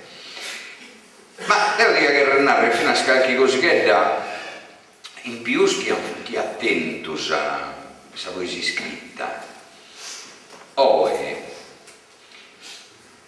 sos concursos, sono liberos che si scrivono con la poesia dei sos concursos, sa circolazione che tiene in questo, no? Come girano, come in connotto, l'esito, sos scambios, hanno fatto prima di tutto in maniera che sia da miminata sa disamistade tra locutore e capitano. Sino Anna Cristina Serra noi ha potuto vincere su premi ottieri e tutti sono stati i premi che ha vinto in locutoro e Giovanni Fiore sono stati lo poeta locutoreso, noi abbiamo potuto vincere su premi che ha vinto in capitano. Ad irrichido Salimba, la dirricchida, penso che nella regione Cicitumasa la cannonara che sia mie gli scrivo, sia mie che scrivo in locutoreso. Mi piace di una paraula campidanesa, noisco, proitte non la dia da per ponnere, se mi piace fino a scommettere sono la ponzo e basta, tanto paraula di samattessi limba su, in sa letteratura mondiale, esempio de gusto in pittu, bella da mizzas. Credo che sia ambas, questa poesia improvvisata, questa poesia scritta, è stata útiles, necessarias a Samparo e Luciana a essere, e Lusigini pure a essere. Sattero dretto, sattera campura, sattera camminera, è scussa chi si riferiti a Simpitto e sarà in base a questa cantone. Devo fatto con Piero Marra, sono una bella esperienza, proprio fortunata e imparezzoso CD. Uno su scale a fine a questa cantone che ha tomato una quartina Giovanni Fiore, questa cantone dedicata a Sardia. Noi si schimus che pronare sospezzino il minores, tenemos testimonias, io so che fino a un esperimento con un nipotello mio che tiene 3 anni, Salimba Sarda, imparano a mezzo su Salimba, si imparano cantata, sia con musica nostra sia con musica foristera,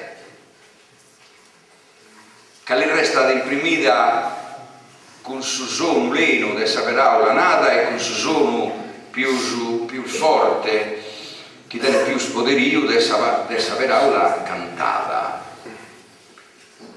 Tore Ligios, che io conosco, che ha fatto un libro di fotografia sopra Sardia annos e annos, tiene un ufficio che ce n'era pizzente come sono umano e che toppica ia in Simpitto e Susaldo che non via chi magari poteva essere impressionato dai suoi compagni suoi di scuola, magari sul figlio del suo dottore, del suo farmacista, tutto questo spirito in italiano. Pizzente, Ligios ha imparato su salto, si è appassionato su salto e scultenne proprio, ha fatto una frisca di Piero Mars. Voi provate un vizzino a le fare intendere una cantone in sardo con cale si sia musica e a sapere che su vizzino si tiene difficoltà che l'imbola a un'altra difficoltà, che questa musica è una giae che ha bene parecchia giannas. Ma un'altra cosa in Simpitto, nell'io torrente Devo penso che poi Piero la narrare, quando abbiamo fatto proprio questa cantone Sardia, che fu di al rettore Don Scani, che hai a che da presentare in Chiesa, in Santo Antino, eccetera. Però noi quando l'abbiamo fatta, a volte scommente saperà non è più a noi, si come è nato un altro amico nostro, Bacri Bandino. Noi si abbiamo separato fino a sul metro, sul verso che non esiste, perché questo è l'unico verso che riproduce di succurrere del suo gatto, no? Queríamos fare a principio una cantone che in qualche modo essere rammentato su falare dei suoi scarderi su frontichetta, su portale e poi su Sapicata, poi che sarà falata d'orra da Isagheggia a Samuredda. Invece con tutto che vi fu di su metro pronto, la musica pensata pronta, per questo da messi da fuori una pregatoria mi pare da me e penso che a Piero Brulli fu parti da una pregatoria, a suo comincio penso che va fare ancora, che fende fare una cantone de festa da messi da fare una pregatoria. Questo è un mistero, commente in tutto l'Imbasa, fa misterio scrittura in pitta su una peraula destinata a una cosa e questo suo destino e questa peraula è andata a una terala, però mi pare che pur di poter narrare commente pregunta non dà poter verità del rivelatas, commente penso che non dà per nessuno, però a me mi pare che si imparu la difesa dessa limba come è andato fino alla Pasquale Unita che definiamo su Sire proprio non Mozart, a noi si non si può convennere più, se noi perdiamo la limba perdiamo su un montone di fortilezza di intragna che sicuramente ogni limba tiene spirito solo a seguire a far dare in sardo, non che narre solo a scrivere per aula, a studiare come è andato Giovanni Fiore, è una cosa bella, che narre da tenere intro, è una cosa che non si vede, però è una fortilezza. Tanto per narrare s'abilità di rispondere fino a difendente di due a chi è di che fa che male con parole spagasa e bonasa e giustasa che ti possono salvare, che narrare da tenere in considero chi sull'imbalzo nostro salto il gusto di fare fermo. Grazie.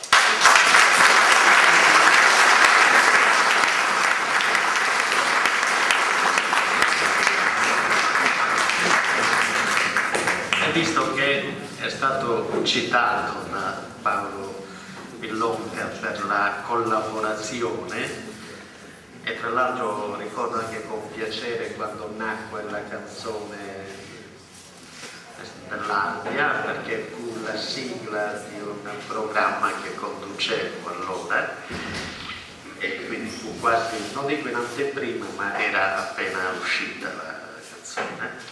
Poi neanche credo rielaborata, ma in ogni caso ascoltiamo adesso la testimonianza diretta di colui che, come si è detto prima, ha avuto tanti epigoni, ovviamente senza il suo talento artistico, le sue doti vocali e credo anche senza la sua intelligenza. Piero Marras.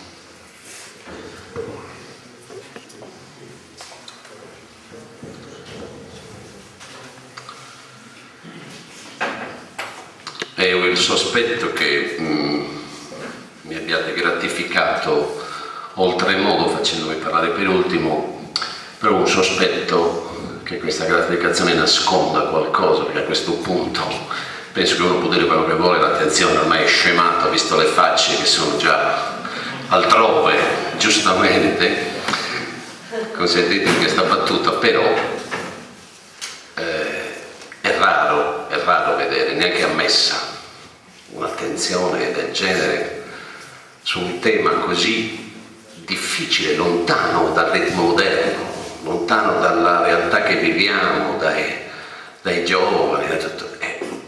È raro godere di una situazione, e non esagero col termine, che è unica. Io mi immagino cosa sarebbe successo in un quartiere di Cagliari se noi avessimo organizzato una cosa del genere, quale reazione sarebbe stata.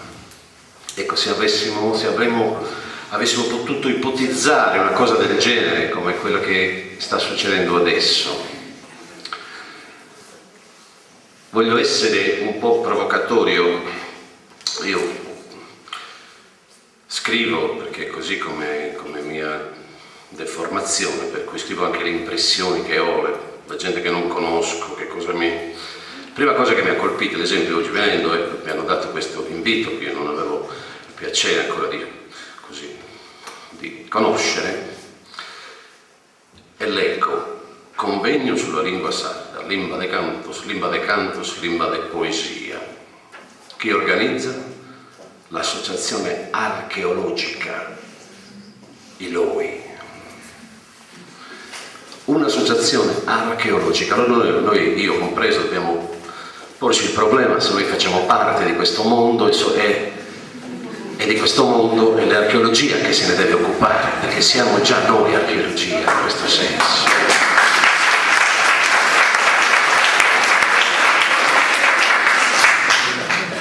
Sono sicuro che il nome di questa associazione a cui dobbiamo molto, io sto ironizzando, ma insomma, ben vengano, ma auspico un'associazione dei beni patrimoniali inalienabili dell'umanità, oggi si parla tanto, no?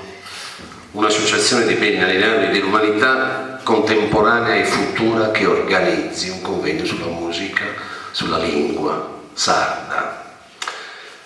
È ora, è stora di non schierare, come teniamo. Il problema della canzone, qui ho ascoltato con molta attenzione che poi in sardo, sa cantone, sa poesia, quindi questo vuol dire che c'è un'attinenza tra ritmo, musicalità, metrica, come insegnerebbe Paolo, del verso. Ma il problema, a mio avviso, io ho partecipato a molti convegni, ho avuto purtroppo, non lo nego, ma in termini anche di confessione, un passato pseudopolitico, per cui mi hanno ubriacato spesso su convegni, dibattiti sulla lingua sarda, alcuni molto interessanti, altri noiosissimi. Non c'era la vitalità di oggi e neanche lo spessore, devo dire. In ogni caso ben vengano, si parla. Io ritengo, senza falsa modestia, che un grande apporto per la divulgazione della lingua, una sorta di, direbbe Lelio, di costante resistenziale, sia stata proprio la forma canzone. Non solo per il mantenimento della lingua, ma come diceva Paolo, spero che sia così, anch'io credo, per l'insegnamento della lingua, per far sì che non vada dispersa, per far sì che anche tutte le persone che non la coltivano, che non la usano, che non la hanno, che sono vittime, attenzione, lo sono stato per anni anch'io, quindi posso testimoniarlo, che si avvicinino a questo mondo che non è un mondo di comunicazione e basta, è un mondo di mondi, scusatemi questo senso un po' cacofonico, un po' ostico, ma è un mondo di mondi nascosti. E solo questa lingua li può raccontare questi mondi, perché ogni lingua ha la capacità di raccontare se stessa, ma di raccontare tutto, un insieme di storie, di sensazioni che appartengono solo a lei. Inoltre anche la divulgazione della poesia, io mi sono preso anche l'onere fino al primo album che si chiamava Perdente, di interpretare Pietro Mura, un Ramaio di Isili che scriveva in morese, e di cantarlo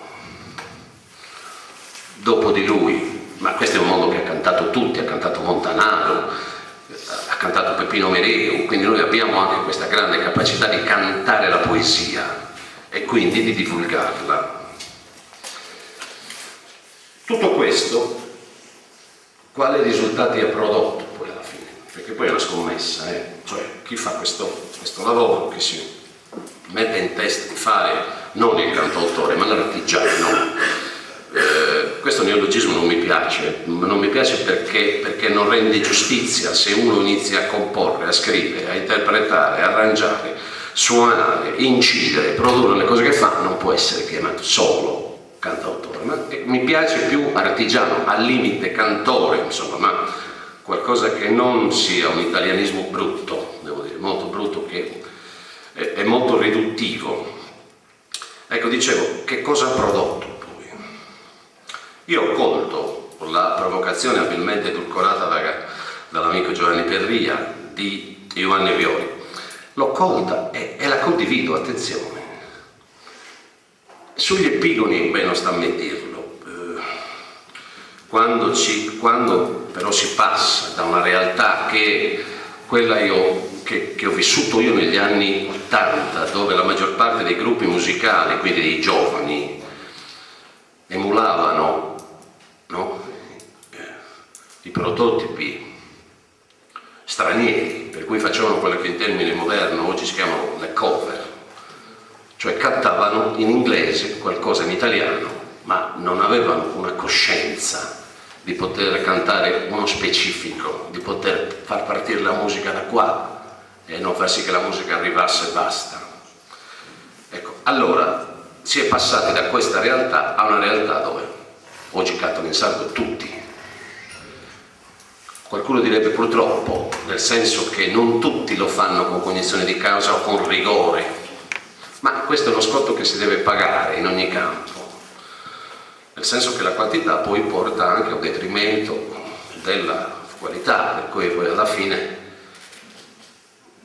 è bene dirlo, c'è qualcuno che canta in sardo per nascondersi, che strumentalizza la lingua per non dire nulla, perché di tanto non si capisce. Quando non si capisce si parla di massa, di gente che va dal Campidano fino alla Maddalena, per cui non tutti afferrano, non tutti. Allora però, siccome funziona anche a uso consumo turistico, e quindi si hanno poi fenomeni particolari come il pastore che canta, perché il pastore deve cantare, e se il pastore canta c'è il fascino dell'esotico, se poi non si lava ancora meglio, per cui bello, andiamo ad ascoltare il pastore che canta, e il cavallo che balla ancora non c'è, però ci sarà anche quello. Voglio dire, bisogna distinguere sempre da chi cerca di interpretare se stesso, di dare un senso alla propria vita, e per gente come noi che ha come provider il cuore, le entrañas. Allora barare è molto difficile. Quando uno bara, diciamo che dà un po' fastidio. Ecco perché io condivido i miei epigoni, sì, ci sono, nel bene e nel male. Io ho dato un, forse così, senza falsa modestia, ma ho iniziato un percorso e molti lo stanno seguendo, qualcuno anche bene, devo dire, specialmente le donne rispetto ai maschietti. E questo è incoraggiante, mi sembra, no? Da un punto di... Però dall'altra parte colgo la provocazione di Fiori, è vero, poi gli epigoni di Raymond Rovira non ci sono. E perché?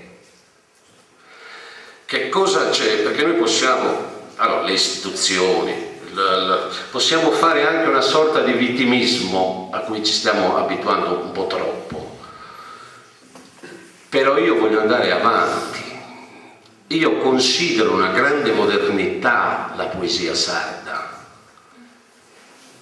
considero un fatto moderno, cioè considero l'improvvisazione come il massimo dell'espressione artistica in tempo reale, attenzione, difficilissimo e quindi anche un po' elitario secondo me, e quindi da assimilare, godere Io non so come si faccia, perché trovo che sia di una difficoltà estrema riuscire a dire delle cose in tempo reale, in rima, con un rigore metrico spaventoso e con una velocità impressionante. E la velocità del pensiero, attenzione, non è quella cadenza che hanno, che sembra lenta, ma è velocissima. Allora, godere di questo, per poter godere di tutto questo bisogna avere lo strumento lingua. Se lo strumento lingua non ce l'ha, e quindi a ritroso andiamo a una responsabilità che è palese, però non possiamo continuare a vivere di questo. Allora, in questo senso, secondo me, bisognerebbe iniziare ad avere, per essere costruttivi, gli strumenti necessari attraverso la comunicazione odierna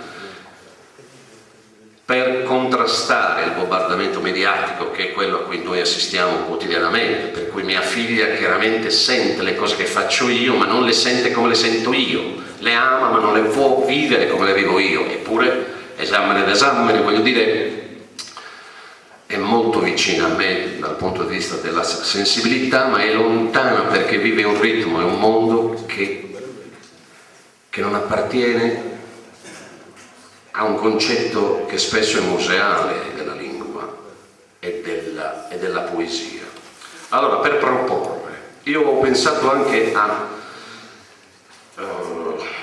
una forza che può essere. Paolo ha inaugurato delle bellissime cose, ad esempio a Sardegna 1, dove finalmente si parlava in sardo, dove finalmente c'era un dialogo e si capiva tutto, perché mio suocero, che vive in una dimensione campinanese, capiva benissimo, come lo capivano i galluresi, quindi questo falso problema poi della lingua che non si capisce, si comprende tutto se uno sta attento, se uno vuole capire. C'è gente che non vuole assolutamente capire. Allora, la televisione può avere a mio avviso, come lo ha per la musica, la divulgazione di una canzone, è chiaro che ha gli spazi, i mezzi per poter essere, diciamo, recepita sia come testo, ma soprattutto perché arriva con un codice immediato che è la musica. Sapete qual è stata la mia scelta iniziale per cantare in sardo? Lo scoprire un suono che noi abbiamo diverso, che è il suono della parola. C'è una corrente di pensiero in questo, che si rifà all'autonomia della parola rispetto a quello che la parola significa. Molto spesso il significato stringe una parola e non rende giustizia alla parola. Il suono. Noi abbiamo la fortuna di avere un suono modernissimo, attuale. L'ha dimostrato la canzone, perché la canzone ha bisogno di strumenti che siano coevi del tempo, sensazioni che ubbidiscono a qualcosa che c'è nell'aria. Il sardo, in questo frangente molto più moderno dell'italiano, la sua capacità anche di sintesi è superiore a quella italiana. Allora, il suono. La fortuna del suono è stata, ad esempio, la canzone inglese. Guardate quando i professionisti fanno una traduzione italiana del brano di successo inglese, non usano il significato, cioè non fanno una canzone partendo dal significato, ma vanno per assonanze, per suoni. Una canzone famosissima, faccio esempi stupidi, ma una canzone famosissima degli anni 80 che si chiamava Feeling, che era sentimento, venne riproposta in italiano come fili, e il suono che piaceva non ha avuto lo stesso tipo di, perché era sempre un surrogato, però il professionista ha capito che non poteva andare a tradurre disequamente una cosa e magari concettualmente rispettare il testo, poi perdeva quello che era l'essenziale, il suono della parola. Questo è grazie perché mi hai costruito una bella. E dicevo, quindi se noi ci impossessassimo, senza fare rivoluzioni, ma se ci fosse anche la capacità di usare anche situazioni e mezzi diversi per divulgare, come si fa con la canzone e la poesia. State attenti perché il mercato è sensibilissimo. Da poco sono uscite delle cose molto belle recitate dal povero Vittorio Gassman, che vanno dall'inferno fino agli ermetici, voglio dire, e questi si ascoltano in macchina, coi CD. Cioè la poesia sta iniziando a essere quasi una sorta di cult, nel senso che se ne stanno vendendo moltissime di queste raccolte. Perché non fare la stessa cosa con la poesia sarda? Paolo lo sta facendo con i poeti improvvisatori, ma io parlo di una... No, abbiamo anche degli attori molto bravi che potrebbero dare un bel supporto in questo senso. E perché non organizzare un convegno come questo, dove la parola è importante? Magari qui abbiamo un bel auditorio che è pronto, sensibile, quasi prensile, ma in altre zone dove è ostico, il linguaggio è ostica, la comunicazione, perché non iniziare a usare un metodo diverso, magari usando anche la musica che si fa usare volentieri per entrare, e quindi la musica, la poesia, la recitazione, la parola e anche il gesto, tutto per prendere. Ecco che in questo caso il tutto diventa un tantino più fruibile, a mio avviso, mi permetto di dare così, di immaginare neanche in tempo reale a braccio, ma per poter far sì che poi tutte queste competenze si possano, come dire, come si dice oggi, interagire. Ecco, allora lì questo tipo di interazione è importante, perché la comunicazione avviene non sempre per un uditorio che è sensibile, ripeto, ma per un uditorio che spesso è impreparato, ma che vorrebbe avvicinarsi a un mondo che per me ha un fascino e continuerà a averlo.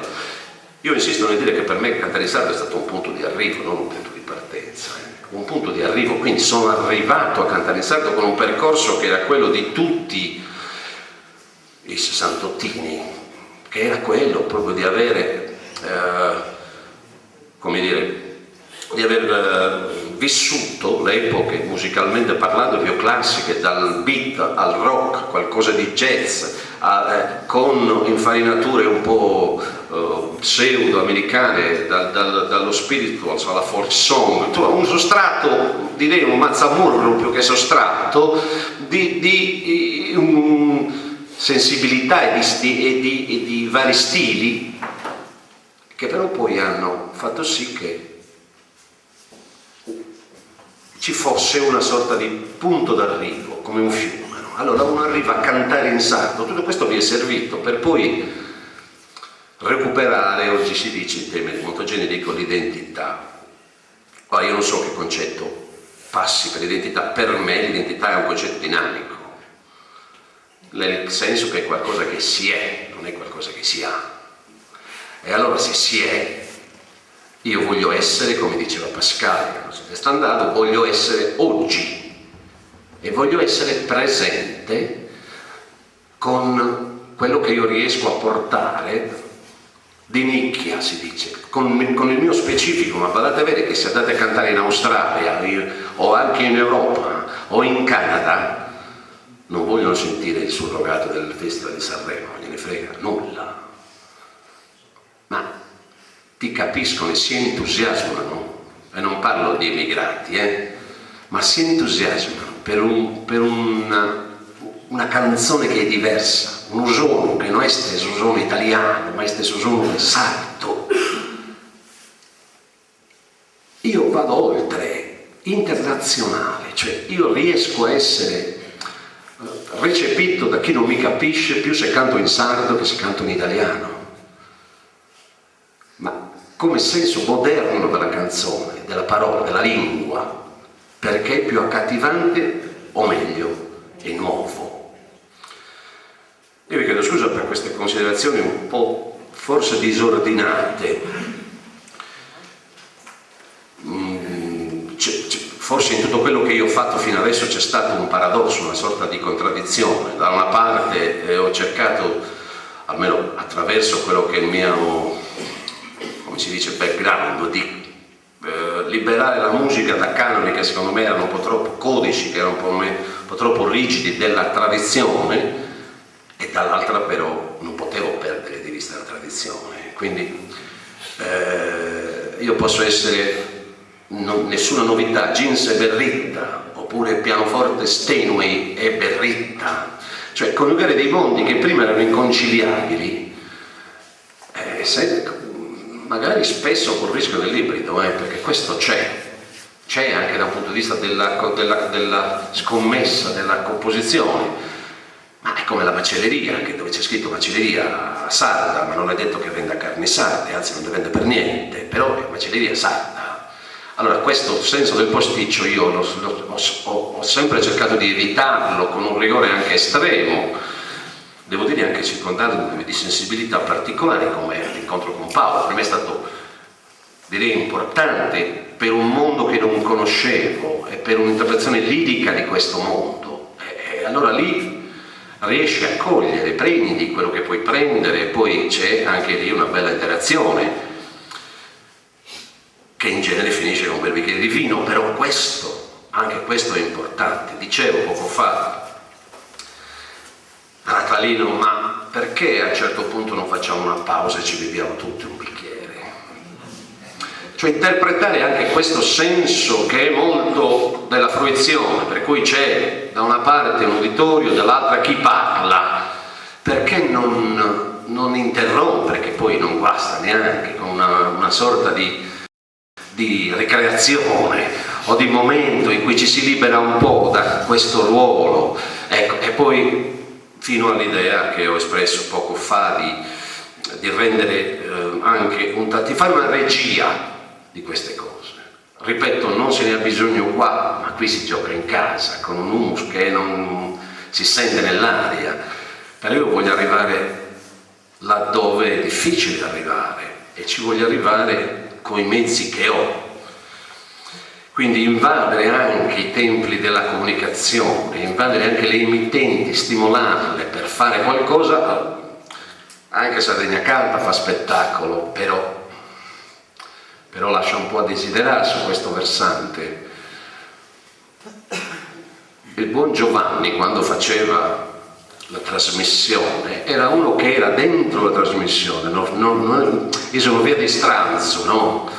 Oggi sono presentatori di una cosa che non gli appartiene, si vede, sono altro dalla trasmissione, sono altro dalla musica, dal ballo, e quindi potremmo chiamare chiunque, sono epigoni di vari presentatori alla Bonolis, vuol dire, no? Forse anche con un po' di verbo in meno e di ritmo in meno, insomma, anche forse a mio avviso anche di reminiscenze classico, di cultura, anche se di superficie, ma in meno, ecco.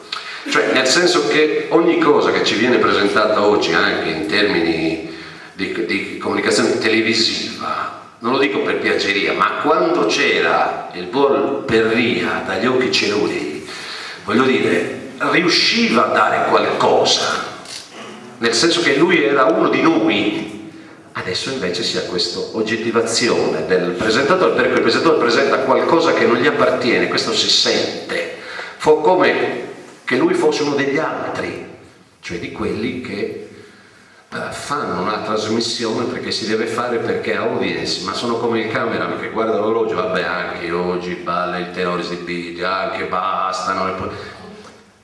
Siamo a questi livelli, guardate, il senso la metropoli, chiamiamola così, la città meglio, la città è lontanissima, a parte lo slang che si parla, ma è lontano dai sas entrañas, è lontano, e più va avanti questo tempo strano e questa disattenzione. Ecco, qui mi unisco a un coro che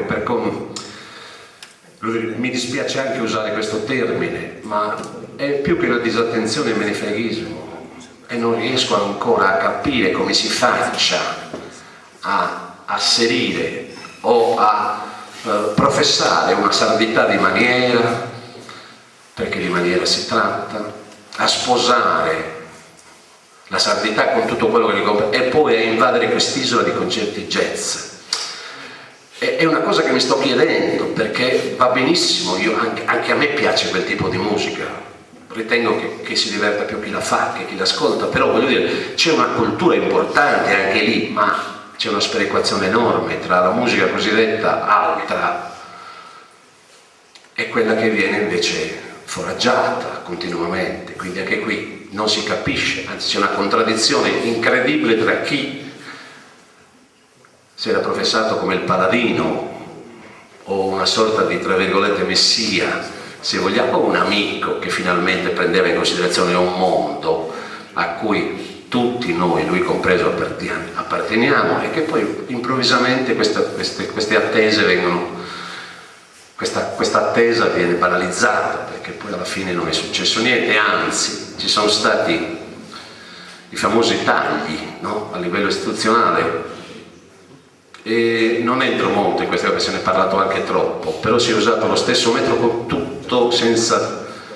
tenere presente che forse la cultura è stata sempre quella bistrattata, per cui alla fine dice usiamo questo metro perché le risorse sono queste. L'ultima dichiarazione al Teatro Lirico di Cagliari è stata questa, dice perché noi dobbiamo risparmiare, risparmiamo tutti e livelliamo. Sì, ma c'è un settore che ha pagato molto negli anni, no? Guardate che ci hanno messo, a parte Pascale, io di assessori di un certo livello la cultura non ne ho visto regionalmente, perché era un assessorato che non contava, che non conta, che non dà, che non produce, per cui alla fine è stato messo da parte. Scusatemi questa digressione, forse non c'entrava niente, però è importante poi nelle poche occasioni che abbiamo esprimersi, no?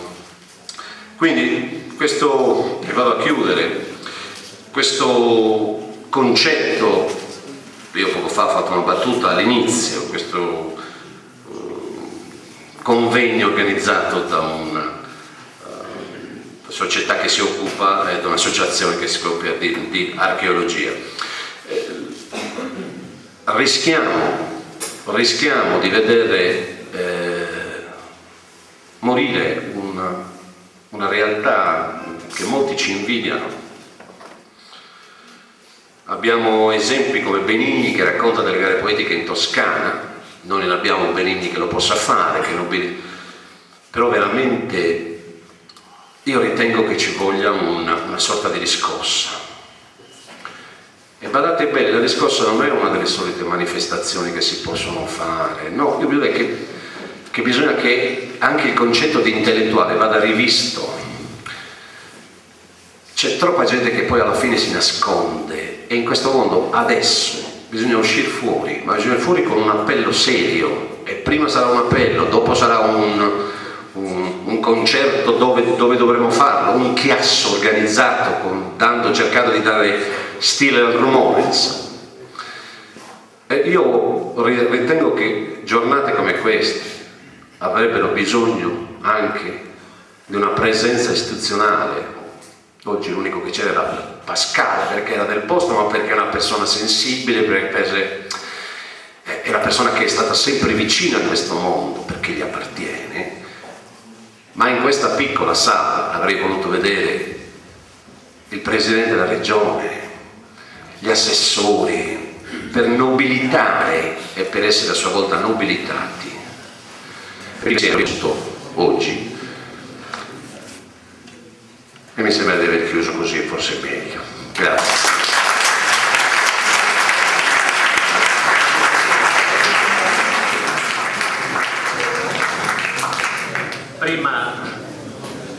Prima di cedere il microfono definitivamente agli organizzatori, dai quali l'ho ricevuto per i saluti finali, ritengo doveroso in primo luogo ringraziare per le interessantissime, non si spiegherebbe diversamente, tanta attenzione, relazioni o comunicazioni, come si dice in gergo, di Giovanni Fiori, di Natalino Piras, di Piero Marras, di Salvatore Tola e di Paolo Pillocca. Naturalmente un ringraziamento speciale va a voi, e veramente anch'io sono sorpreso che un argomento che di per sé sembrerebbe noioso o comunque avrebbe scoraggiato tanta gente, ne ha invece riunita tanta, e che è rimasta fino alla fine qui a seguito, ma evidentemente il posto è adatto. Diceva giustamente Piero Marras, avrei voluto vedere se a Cagliari avessero organizzato una manifestazione del genere, se avremmo avuto conosciuto tanta gente che tra l'altro che è rimasta fino alla fine. Scrive, ho accennato un po' di tempo fa al fatto che delle 5.000-5.500 lingue che ancora esistono, in genere ne scompaiono 2 ogni 15 giorni, quindi il testo, chi scrive questo è Claude Agege nel libro Morte e rinascita delle lingue. Agege scrive proprio che in Europa il declino della vita rurale, l'abbandono della propria terra, del proprio modo di vivere, l'attrazione della città hanno contribuito all'abbandono delle lingue regionali o al decadere dei dialetti. Ecco la città. L'attrazione. Addirittura scrive che per esempio per il continente africano, Agese ricorda che il nubiano, per esempio fa il caso del nubiano parlato da una minoranza in Egitto e in Sudan, ma che i giovani nubiani trasferiti al Cairo o ad Alessandria stanno abbandonando del tutto, ormai ai propri figli e con i propri figli parlano arabo. Questo è uno dei motivi per cui nelle città un po' si perde. Tant'è vero che leggevo, questo è sulla stampa, sul Corriere della Sera del 28 ottobre, si parla di un progetto nell'ambito del Festival della Scienza che si è aperto a Genova nel 26-27 ottobre. Si parlava della costituzione del progetto di una città della parola con l'intento di salvaguardare i tantissimi idiomi che scompaiono, addirittura molti scompaiono, per l'80% addirittura parla, cioè sono linguaggi che scompaiono perché i gruppi di persone che li esprimono non interagiscono con il mondo esterno, cioè si rinchiudono in se stessi e finiscono per dissolversi, e questo è anche il motivo. Mi riallaccio a quanto diceva Piero e vi porto anche una esperienza che per me è stata molto bella. Tra l'altro ero ai primi di diciamo 15 giorni fa, meno di 15 giorni fa, in Argentina, dove sono andato per presentare 2 spettacoli a Buenos Aires, a Rosario, di canti sardi, dove c'è stato, tra l'altro è stata una cosa molto bella, canti a chitarra, una cosa molto bella perché loro erano pronipoti di sardi, ma addirittura alcuni che non erano, e poi vi dirò qual è la cosa che in qualche modo mi ha commosso di più. Nel teatro di Rosario a un certo punto hanno fatto anche dei tanghi, perché è la loro cultura, e quindi in un intervallo c'è stata una coppia di una scuola nazionale di tango, e poi mi hanno chiesto di recitare una poesia in sardo. Vi dico una cosa, uno dei momenti più belli è stato detto: ma non la capite, eccetera. Non lo so da che cosa sarà scaturito, perché anch'io mi sono immerso in quella particolare atmosfera, ma è stato un momento straordinario, un'attenzione e degli applausi che poi veramente mi hanno perfino commosso, per una poesia in sardo, recitata in sardo. A fine spettacolo mi si è avvicinato, c'era tra l'altro il presidente della società Dante Alighieri, e quindi questo era umbro, mi pare che fosse addirittura, e un ragazzo giovane, mi fa complimenti.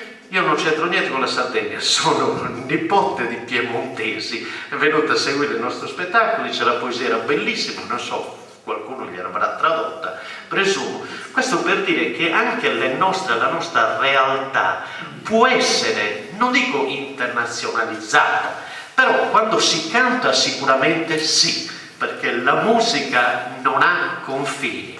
Se con la musica poi si riesce anche a comunicare dei suoni, e se questi suoni assomigliano talmente da esserlo alle parole sarde, si può anche comunicare qualche parola sarda, oltre al significato di quella parola. Ma indipendentemente da tutto questo, che ci porterebbe ad allargare ulteriormente il discorso, io credo che riunioni come queste, lasciamo per il momento la città, però ha ragione Piero, si potrebbe tentare, magari con una formula diversa, più attraente per un pubblico cittadino, indubbiamente qualcosa si può fare.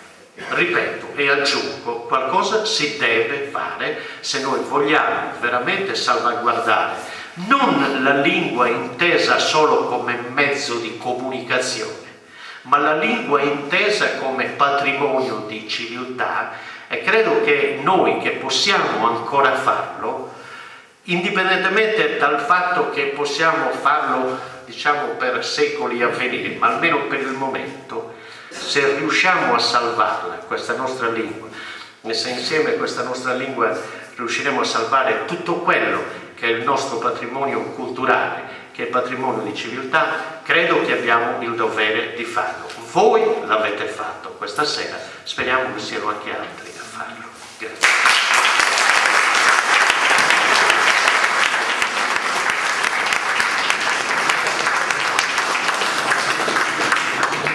Dunque, l'associazione Susosio, un'associazione Susosio archeologico di Eroe, ringrazia prima di tutto i relatori che sono stati, ho visto, contenti del pubblico, dell'attenzione, della molta attenzione che c'è. Sul fatto è che nella regione dei Romani i dinari non li tenimos. Noi che possiamo fare che non ci viene. Ad ogni modo ringrazio nuovamente i relatori, tutto il pubblico presente e specialmente registrando che non vedono la nostra vaga companzia. E te la porta, adunque c'è un riflesso, penso che sia lì all'uscita.